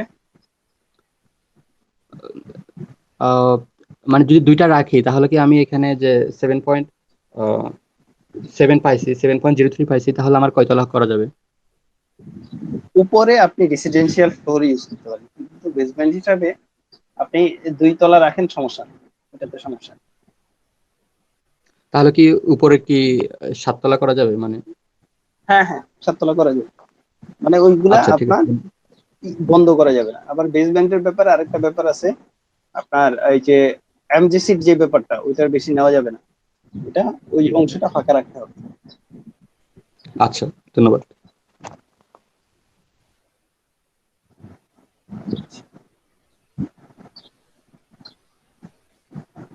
তার মানে আমাদের এমজিসি ফার গেল, এরপর হচ্ছে car parking and stair requirement. Car parking যেটা, কার পার্কিং এর জন্য বলা হয়েছে বিভিন্ন ধরনের গাড়ি পার্কিং পরিসর ও গাড়ি ঘুরাবার ব্যাসার্ধ নিম্ন ছক অনুযায়ী হবে। গাড়ির ধরন সাধারণ গাড়ি প্রতিটির জন্য পার্কিং এর প্রস্থ 2.4, পার্কিং এর লেন্থ হবে দৈর্ঘ্য হবে 4.6। বাস ট্রাকের জন্য বলা আছে, আচ্ছা এগুলা অত ইম্পর্টেন্ট না আমাদের। গাড়ির ডাইমেনশন বলা আছে। বিভিন্ন শ্রেণীর ভবনের জন্য ন্যূনতম প্রয়োজনীয় পার্কিং স্থান আবাসিক ভবনের জন্য টাইপ যেটা 1। আচ্ছা ওই যে আমাদের একটু আগে কথা হয়েছিল, আমি খুঁজে পাচ্ছিলাম না, যে এতে 5টা ক্যাটাগরি করা আছে। এ হচ্ছে একক পরিবারের জন্য A1, এটি হচ্ছে অ্যাপার্টমেন্ট ও ফ্ল্যাট বাড়ি। A3 যেটা মেস হোস্টেল, আর A4 হচ্ছে নিম্নবিত্তের বাড়ি। আর A5 যেটা এটা হচ্ছে আবাসিক হোটেল। ডি হচ্ছে শিক্ষা প্রতিষ্ঠান, সি প্রতিষ্ঠান, ডি হচ্ছে স্বাস্থ্য সেবা, ই হচ্ছে সমাবেশ, এফ হচ্ছে বাণিজ্যিক ভবন, অফিস। এই ক্যাটাগরি করা আছে, অনেকগুলো ক্যাটাগরি করা আছে। আচ্ছা এখন এই যে বিভিন্ন টাইপের ক্যাটাগরি বিল্ডিং হচ্ছে, এটার কোনটার জন্য কতটা কার পার্কিং লাগবে? আবাসিক ভবন যেটা একক পরিবারের ভিত্তিতে 200 বর্গ মিটারের বেশি নয়, 200 বর্গ মিটারের নিচে হইলে একটা কার পার্কিং রাখলেই হবে। কিন্তু 200 বর্গ মিটারের চাইতে যদি বেশি হয় তাহলে হচ্ছে 2টা কার পার্কিং রাখতে হবে। বর্গ মিটারের চাইতে বেশি হলে 200 বর্গ মিটার। হ্যাঁ, তারপরে হচ্ছে একাধিক পরিবার, মাল্টি ফ্যামিলি ভিত্তিক আবাসিক ভবনের ক্ষেত্রে 200 বর্গ মিটারের অধিক গ্রস এরিয়া বিশিষ্ট ফ্ল্যাটে প্রতিটি ইউনিটের জন্য একটি কার পার্কিং। 140 বর্গ মিটার ঊর্ধ্ব হইতে 200 বর্গ মিটার এরিয়া বিশিষ্ট ফ্ল্যাটে প্রত্যেক 3 ইউনিটের জন্য 2টি কার পার্কিং। এরকম বর্গ মিটার অনুযায়ী কয়টা কয়টা করে করতে হবে এটা এই জায়গায় বলা আছে। ঠিক আছে, এটা থেকেই আপনারা বের করতে পারবেন যে কয়টা কার পার্কিং রাখা লাগবে। গ্রাউন্ড ফ্লোর বলে, বেসমেন্ট বলে, আপনি যাই বলি এই জায়গায় কতটা রাখা লাগবে। স্বাস্থ্য সেবার জন্য প্রতি 5টি বেডের জন্য একটি কার পার্কিং। তার মানে যদি 150 শয্যা বিশিষ্ট হয় তাহলে কয়টা হচ্ছে? 150 শয্যার জন্য হচ্ছে 30টা কার পার্কিং এর ব্যবস্থা করতে হবে। 30টা কার পার্কিং এ প্রতিটা আপনার সাধারণ গাড়ি যেটা, এটার প্রস্থ হচ্ছে এত, দৈর্ঘ্য হচ্ছে এত। বাস ট্রাক যেটা, এটার প্রস্থ এত, দৈর্ঘ্য এত। আমরা জেনারেলি সাধারণ গাড়ির জন্যই চিন্তা করি, তাই তো? তারপর হচ্ছে সিঁড়ি। সিঁড়ির ন্যূনতম প্রস্থ কত হবে? আবাসিক বাড়ি হইলে এই যে A1 থেকে A5 পর্যন্ত ক্যাটাগরি করা হয়েছে। এই জায়গায় হচ্ছে 1 মিটার থেকে ন্যূনতম প্রস্থ 1 মিটার থেকে 1.25 মিটার পর্যন্ত হইতে হবে। এটা ক্যাটাগরি ওয়াইজ। আর হচ্ছে শিক্ষা প্রতিষ্ঠানের জন্য 1.5, স্বাস্থ্য সেবার জন্য 2, সমাবেশের জন্য 2, বাণিজ্যিক ভবনের জন্য 1.5, এন্ড হচ্ছে বড় দোকান বা বাজারের জন্য 2, অন্যান্য হলে 1.25। তো এটা হচ্ছে মিনিমাম, এর চাইতে বড় করেন আপনার সমস্যা নেই। আরো কিছু কন্ডিশন এই জায়গায় বলা আছে, আমাদের অত ডিপে যাওয়ার দরকার নেই, আমরা বেসিক জিনিসগুলো জানলেই হবে। হ্যাঁ, আপনার যখন প্রয়োজন তখন হচ্ছে এগুলা দেখে বের করতে হবে, এদের দেখে বের করতে হবে। আচ্ছা, ইমারত নির্মাণ বিধিমালা মোটামুটি কমপ্লিট আমাদের। এখন হচ্ছে different phases in structure analysis and design. আমাদের যে স্ট্রাকচার অ্যানালাইসিস এন্ড ডিজাইন করি এটার মধ্যে অনেকগুলো ফেজ আছে। অ্যানালাইসিস এন্ড ডিজাইনের জন্য এই ফেজগুলো দেখবো। জেনারেলি আমরা 5টা ফেজে ভাগ করা হয়েছে। 1 নাম্বার ফেজ হচ্ছে preparation or preliminary, 2 number phase হচ্ছে data generation or basic consideration, 3 number হচ্ছে analysis and analysis output, 4 number হচ্ছে design and design output, 5 number হচ্ছে ডিটেইল ড্রয়িং এন্ড ডিজাইন। মানে এই ফেজগুলো হচ্ছে আমি একটা বিল্ডিং প্রথম থেকে একবার লাস্ট আউটপুট পর্যন্ত কি কি জিনিস করতে হবে 5টা ক্যাটাগরিতে ভাগ করা হয়েছে। 1 নাম্বার হচ্ছে প্রিলিমিনারি, দ্যাট মিন্স আমি যে জায়গায় বিল্ডিংটা করব এটা প্রিলিমিনারি ডাটাগুলো কালেক্ট করা। 2 নাম্বার হচ্ছে data generation and basic consideration. আমরা যে অ্যানালাইসিস এবং ডিজাইন করবো এটার জন্য ডাটা জেনারেট করবো এবং হচ্ছে বেসিক যে কনসিডারেশন গুলো আছে ওইগুলা নির্ণয় করবো। তারপরে হচ্ছে অ্যানালাইসিস করব এবং এটার আউটপুট নেব, ডিজাইন করব, ডিজাইনের আউটপুট নেব এবং হচ্ছে অ্যানালাইসিস এবং ডিজাইন থেকে যেই আউটপুট গুলা পাইলাম ডিজাইনের জন্য ডিজাইন ড্রয়িং করব এবং হচ্ছে রিপোর্ট তৈরি করব। পাঁচটা ফেজে ভাগ করা হয়েছে। তো প্রতিটা ফেজের দেখি আমরা। স্টেপ ফেজ হচ্ছে প্রিপারেশন অর প্রিলিমিনারি ফেজ, যেটাতে আমাদের জানতে হবে যে আমি কি কাজ করব, কতটুকু করব এটা জানতে হবে। সো ওই স্কোপ অফ ওয়ার্কটাই আমরা এই জায়গায় তুলে ধরার চেষ্টা করছি যে ফার্স্টে আমাদের জানতে হবে যে কি কাজ করব। যেমন আইটেম নাম্বার বলা আছে, স্কোপ অফ ওয়ার্ক বলা আছে, documents required, document provided, demands যদি হয় তাহলে ওটা এই জায়গায় আইডেন্টিফাই করে রাখবো। যেমন হচ্ছে আমরা কি টাইপের প্রজেক্ট করব, যেমন টপোগ্রাফিক সার্ভে হইলে কি কি ডকুমেন্ট লাগবে বা কি কি ডকুমেন্টস সে দিচ্ছে, অথবা এটা যদি অন্য কোনো কিছু প্রয়োজন হয় এই জায়গায় ডিমান্ডস লিখে রাখবে। হাইড্রোলজিক্যাল সার্ভে যদি করতে হয়, উনি যদি মানে ক্লায়েন্ট যদি করাতে চায় তাহলে কি ডকুমেন্টস প্রোভাইড করতেছে, আমাদের কি লাগবে, এগুলা ডিমান্ডস লিখে রাখলাম। তারপরে আর্কিটেকচারাল ডিজাইন ড্রয়িং আছে কিনা, জিও টেকনিক্যাল সাবসয়েল ইনভেস্টিগেশন আছে কিনা, investigation report, assessment report, design drawing আছে কিনা, অথবা সে কি করতে যাচ্ছে, এগুলা এই প্রোভাইডেড ডাটাগুলো আমাদের বের করতে হবে যে এই ডাটা সে দিচ্ছে আমাদের স্কোপ উপর এতটুকু, এই কাজটা আমরা করব। তাহলে হচ্ছে আমাদের ইনিশিয়ালি কিন্তু অনেক কাজ কমে যাচ্ছে। যেমন সে যদি আপনার আর্কিটেকচার ডিজাইন ড্রয়িং করে ফেলে তাহলে তো আর এটা নিয়ে আমাদের কাজ করার দরকার নেই। জিও টেকনিক্যাল ইনভেস্টিগেশন যদি সে করে ফেলে তাহলে এগুলা বাদ। তাহলে আমি আলটিমেটলি বুঝে যাচ্ছি যে আমাদের কতটুকু কাজ করতে হবে। আমি স্ট্রাকচারাল ডিজাইন ড্রয়িং করি, কমপ্লিট করে ফেলবো, সে ইলেকট্রিক্যাল ডিজাইন ড্রয়িং করছে কিনা, এগুলা করতে হবে কিনা, প্লাম্বিং ডিজাইন ড্রয়িং করতে হবে না করে ফেলছে, এই জিনিসগুলো হচ্ছে আমাদের এই জায়গা থেকে বের হয়ে যায় যে সে কি কি ডকুমেন্টস আমাদেরকে প্রোভাইড করতেছে এবং হচ্ছে আমরা কি করব। সো এটা হচ্ছে ফার্স্ট পেজের 1 নাম্বার পার্ট।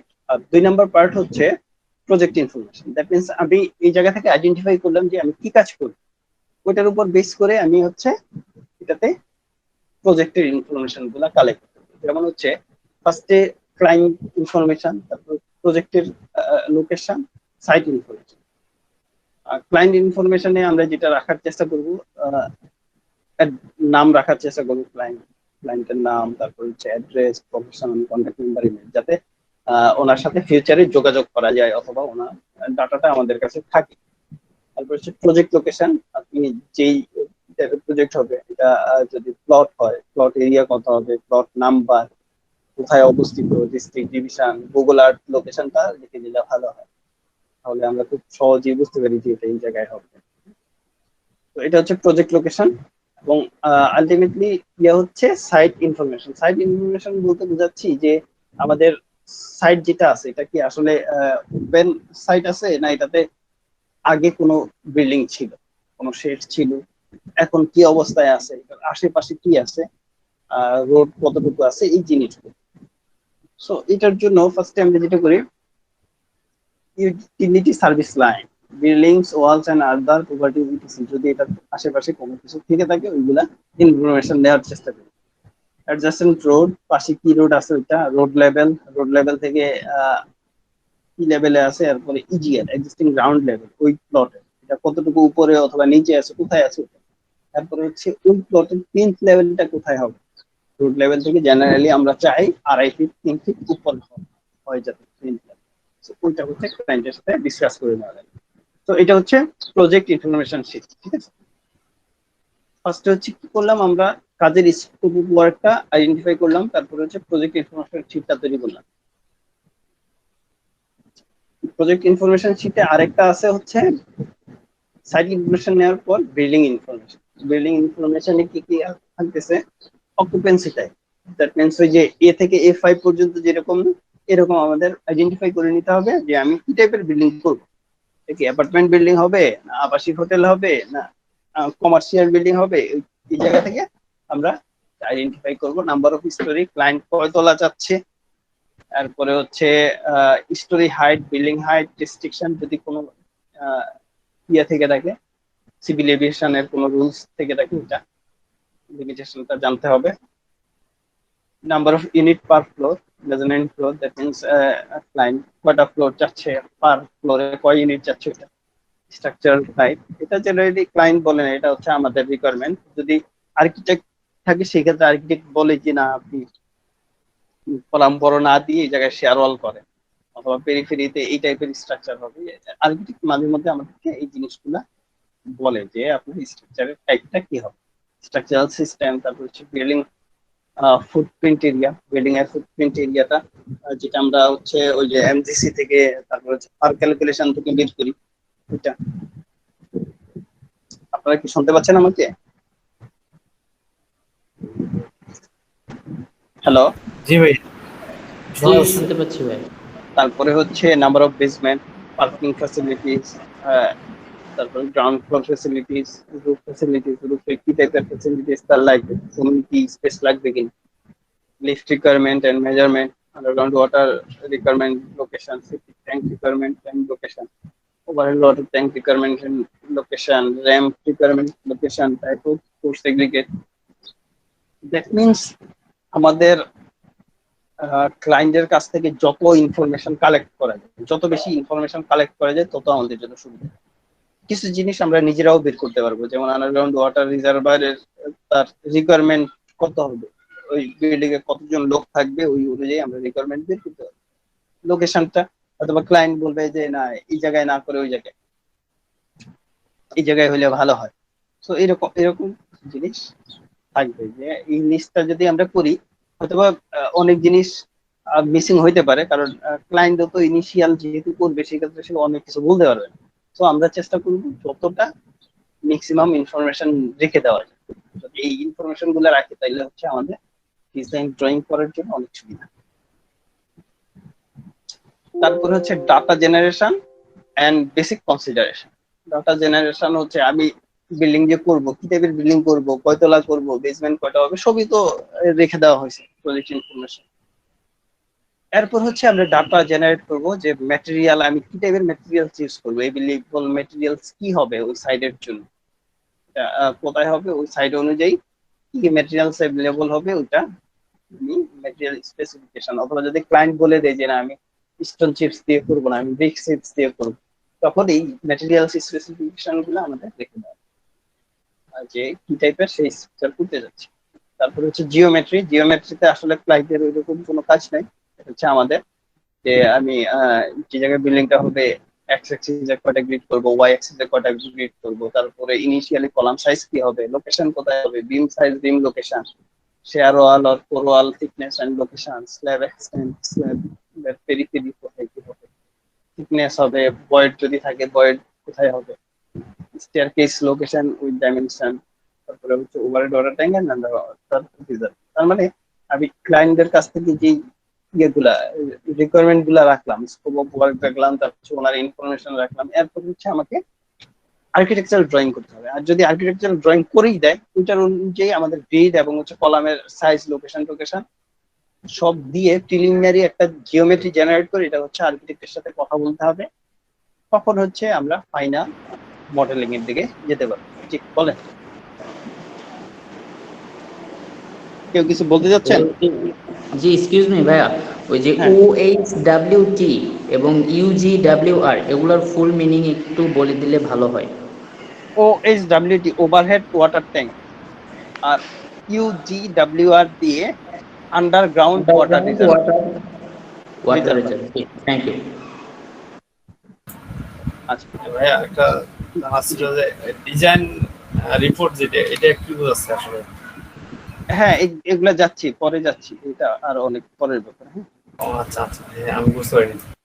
না আচ্ছা, সো জিওমেট্রি জেনারেট করার পর আমরা হচ্ছে জিওমেট্রি তো জেনারেট করলাম, that means column, beam, slab, extend, তারপরে হচ্ছে কোথায় ওভারহেড ওয়াটার ট্যাঙ্ক হবে, স্টেয়ার, শেয়ার ওয়াল, কোর ওয়াল হবে, ওটা দিয়ে হচ্ছে আমরা এটা মডেল জেনারেট করলাম। মডেল জেনারেট করার পর তারপরে হচ্ছে লোড। লোড বলতে গ্র্যাভিটি লোড, যেমন ডেড লোড থাকবে, লাইভ লোড থাকবে, load plan for dead load এবং লাইভ লোড। যে ডেড লোড দিলাম, লাইভ লোড দিলাম, লাইভ লোডটা কিন্তু ভেরি করে। যেমন হচ্ছে আপনার কিচেনে এক ধরনের লোড, লবিতে এক ধরনের লোড, তারপর হচ্ছে অফিস রুম হলে এক ধরনের লোড, বেডরুম হলে এক ধরনের লোড, টয়লেট হলে এক ধরনের লোড। এই লাইভ লোডটা যেটা, এটা কিন্তু ভেরি করে। তো এই জন্য হচ্ছে একটা লাইভ লোড প্ল্যান করা ইম্পর্টেন্ট।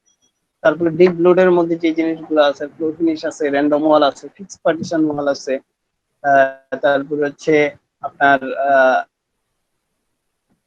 এই তো মানে এই ধরনের স্ল্যাবের ওয়েট আছে। সো ডেড লোডের জন্য যদি বেশি ভেরিয়েশন হয় তাহলে ডেড লোডের জন্য আমাদের লোড প্ল্যানটা করা উচিত।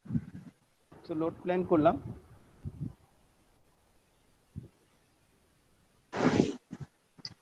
লোড প্ল্যান করার পর ল্যাটারাল লোড যেটা, এটা গ্র্যাভিটি লোডের জন্য, ল্যাটারাল লোডের জন্য উইন্ড লোড এবং আর্থকুয়েক লোড আমাদের অ্যাসাইন করতে হবে এবং হচ্ছে এটা ক্যালকুলেশন করা হবে। ঠিক আছে। আচ্ছা, তারপর হচ্ছে ডাটা জেনারেশন।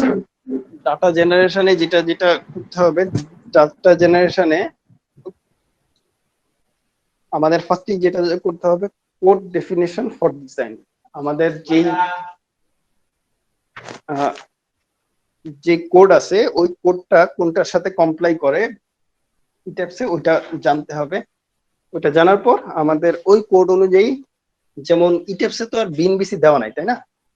ইটেপসে যেহেতু বিএনবিসি দেওয়া নাই, সেই ক্ষেত্রে হচ্ছে আমাদের বিএনবিসির সাথে কমপ্লাই করে এরকম কোড অ্যাপ্লাই করতে হবে, তাই তো? তো আমরা যখন ইটেপসে যাব তখন হচ্ছে আপনাদেরকে এই জিনিসগুলা দেখানো হবে যে বিএনবিসির সাথে কোনটা কমপ্লাই করে, ওইটা আমরা তখন দেখাই দিব। ঠিক আছে। আচ্ছা, তারপরে হচ্ছে structural system definition. Structural system বলতে আমরা যে সিস্টেমে ল্যাটারাল লোড করবে, ক্যারি করবে, এটা কি মোমেন্ট রেজিস্টিং ফ্রেম হবে, না আপনার শেয়ারওয়াল সিস্টেম হবে, না কম্বাইন্ড হবে, ওই জিনিসগুলো হচ্ছে আমাদের বের করে নিতে হবে যে আসলে স্ট্রাকচারাল সিস্টেমটা কি হবে। তারপরে লোড কম্বিনেশন। লোড কম্বিনেশন হচ্ছে ডেড লোড, লাইভ লোড এবং হচ্ছে উইন্ড আর্থকুয়েক মিলে যে অনেকগুলো কম্বিনেশন আছে, ওই কম্বিনেশন গুলা দিয়ে দিতে হবে। এই কম্বিনেশন গুলা পরে আপনাদেরকে সবগুলো একটা একটা করে দেখানো হবে। এই জিনিসগুলো আমি জাস্ট ইনিশিয়ালি বলতেছি যে এই জিনিস থাকতে পারে। ঠিক আছে। তারপরে হচ্ছে মেশ। মেশ হচ্ছে যে কোনো এলিমেন্টকে ছোট ছোট ভাগে ভাগ করা। ডায়াফ্রাম। ডায়াফ্রামটা হচ্ছে ল্যাটারাল লোড যেটা আছে উইন্ডের জন্য, টোটাল লোডটাকে সে একটা পয়েন্টে চিন্তা করে এবং আমাদের স্ট্রাকচারে ডায়াফ্রাম দিয়ে দেওয়া লাগে। ওটা আমরা যখন উইন্ড লোড ক্যালকুলেশনটা শিখবো তখন হচ্ছে এই জিনিসগুলা দেখানো। তারপরে হচ্ছে properties modifier, that means stiffness modifier. যদি আমি ক্র্যাক সেকশন মডিফায়ার দিয়ে দেওয়া লাগে, কলামের জন্য একরকম, শেয়ার ওয়ালের জন্য আরেক রকম, বিমের জন্য একরকম, স্ল্যাবের জন্য আরেক রকম। এই জিনিসগুলা আমরা মডেলে ইউজ করব। সাপোর্ট কন্ডিশন, সাপোর্টটা কি টাইপের সাপোর্ট হবে, এটা কি হিঞ্জ সাপোর্ট হবে না ফিক্স সাপোর্ট হবে, ওই জিনিসটা দিয়ে দিতে হবে। Check model. চেক মডেলটা হচ্ছে আমি যে মডেল করলাম এটাতে যে লোড গুলা দিছি আমাদের হ্যান্ড ক্যালকুলেশনের সাথে অথবা যে লোড আসার কথা ওইটার সাথে মিলতেছে কিনা ওইটা দেখতে হবে। তারপর হচ্ছে পারফর্ম অ্যানালাইসিস। যদি সব ঠিক থাকে তাহলে হচ্ছে আমরা অ্যানালাইসিসে যাব। আচ্ছা, তারপরে হচ্ছে ফেজ 3। ফেজ 3 তে যেটা বলতেছে check with notion and hand calculation. আমাদের যে অ্যানালাইসিস করলাম, এই অ্যানালাইসিস করার পর আমাদের যে ডাটাগুলা আসলো অথবা আউটপুট আসলো ওইগুলা চেক করতে হবে। যেমন ফার্স্টই আমি চেক করতে পারি check animation for each load case. That means আমি dead load, live load, floor finish, wind আর্থকুয়েকের জন্য সবগুলোর জন্য অ্যানিমেশনটা চেক করব। অ্যানিমেশন মিন্স হচ্ছে সে যে ডিফ্লেক্ট করতেছে তা দেখাবে। এখন আর্থকুয়েক যদি আমাদের অ্যাপ্লাই হয় এক্স ডিরেকশনে, আমি দিচ্ছি, সে যদি ওয়াই ডিরেকশনে ডিফ্লেকশন হয় তাহলে কি বুঝতে হবে যে আমাদের আর্থকুয়েকের ডিরেকশনটা দেওয়া ভুল আছে। অথবা যদি আমি উইন্ড লোডের অ্যানিমেশন দেখতে চাই, উইন্ডের যদি সে তার পজিশনে ঠিকই থাকে, নড়াচড়া না করে, তাহলে কি বুঝতে হবে যে আসলে আমি যে লোড দিচ্ছি লোড কাজ করতেছে না, মানে আমার লোড দেওয়াতেই লোড আছে। সো এরকম অ্যানিমেশন দেখে আমরা কিছু লোড চেক করতে পারি যে লোডটা কাজ করতেছে কিনা। তারপরে হচ্ছে টোটাল লোড অন বিল্ডিং। একটা বিল্ডিং এর টোটাল কি পরিমাণ লোড আসতে পারে, এটা আমি হাতে যদি ইনিশিয়ালি ক্যালকুলেট করে ফেলি যে টোটাল এত স্কয়ার ফিট স্ল্যাব আছে, এই স্ল্যাবে আমি এত এত লোড দিচ্ছি, আর কলামের ওয়েট এত, বিমের ওয়েট এত, তাহলে টোটাল স্ট্রাকচারে কত লোড আছে, ওইটার সাথে ইটার্স এর লোডটা ক্রস চেক করা। তাইলে হচ্ছে যদি ক্রস চেক মোটামুটি কাছাকাছি আসে তাহলে হচ্ছে আমরা ধরে নিতে পারি যে মোটামুটি ঠিক আছে। এটা জেনারেলি যেটা হয় যে আমাদের হ্যান্ড ক্যালকুলেশনের সাথে ইটার্স এর ডিফারেন্সটা খুবই কম হয়, 5-10 ক্লিপের মতো চেঞ্জ হয়, এর বেশি হয় না। যদি আমি ঠিক মতো করতে পারি 5-10 ক্লিপ এদিক ওদিক হইতে পারে, এর বেশি হয় না।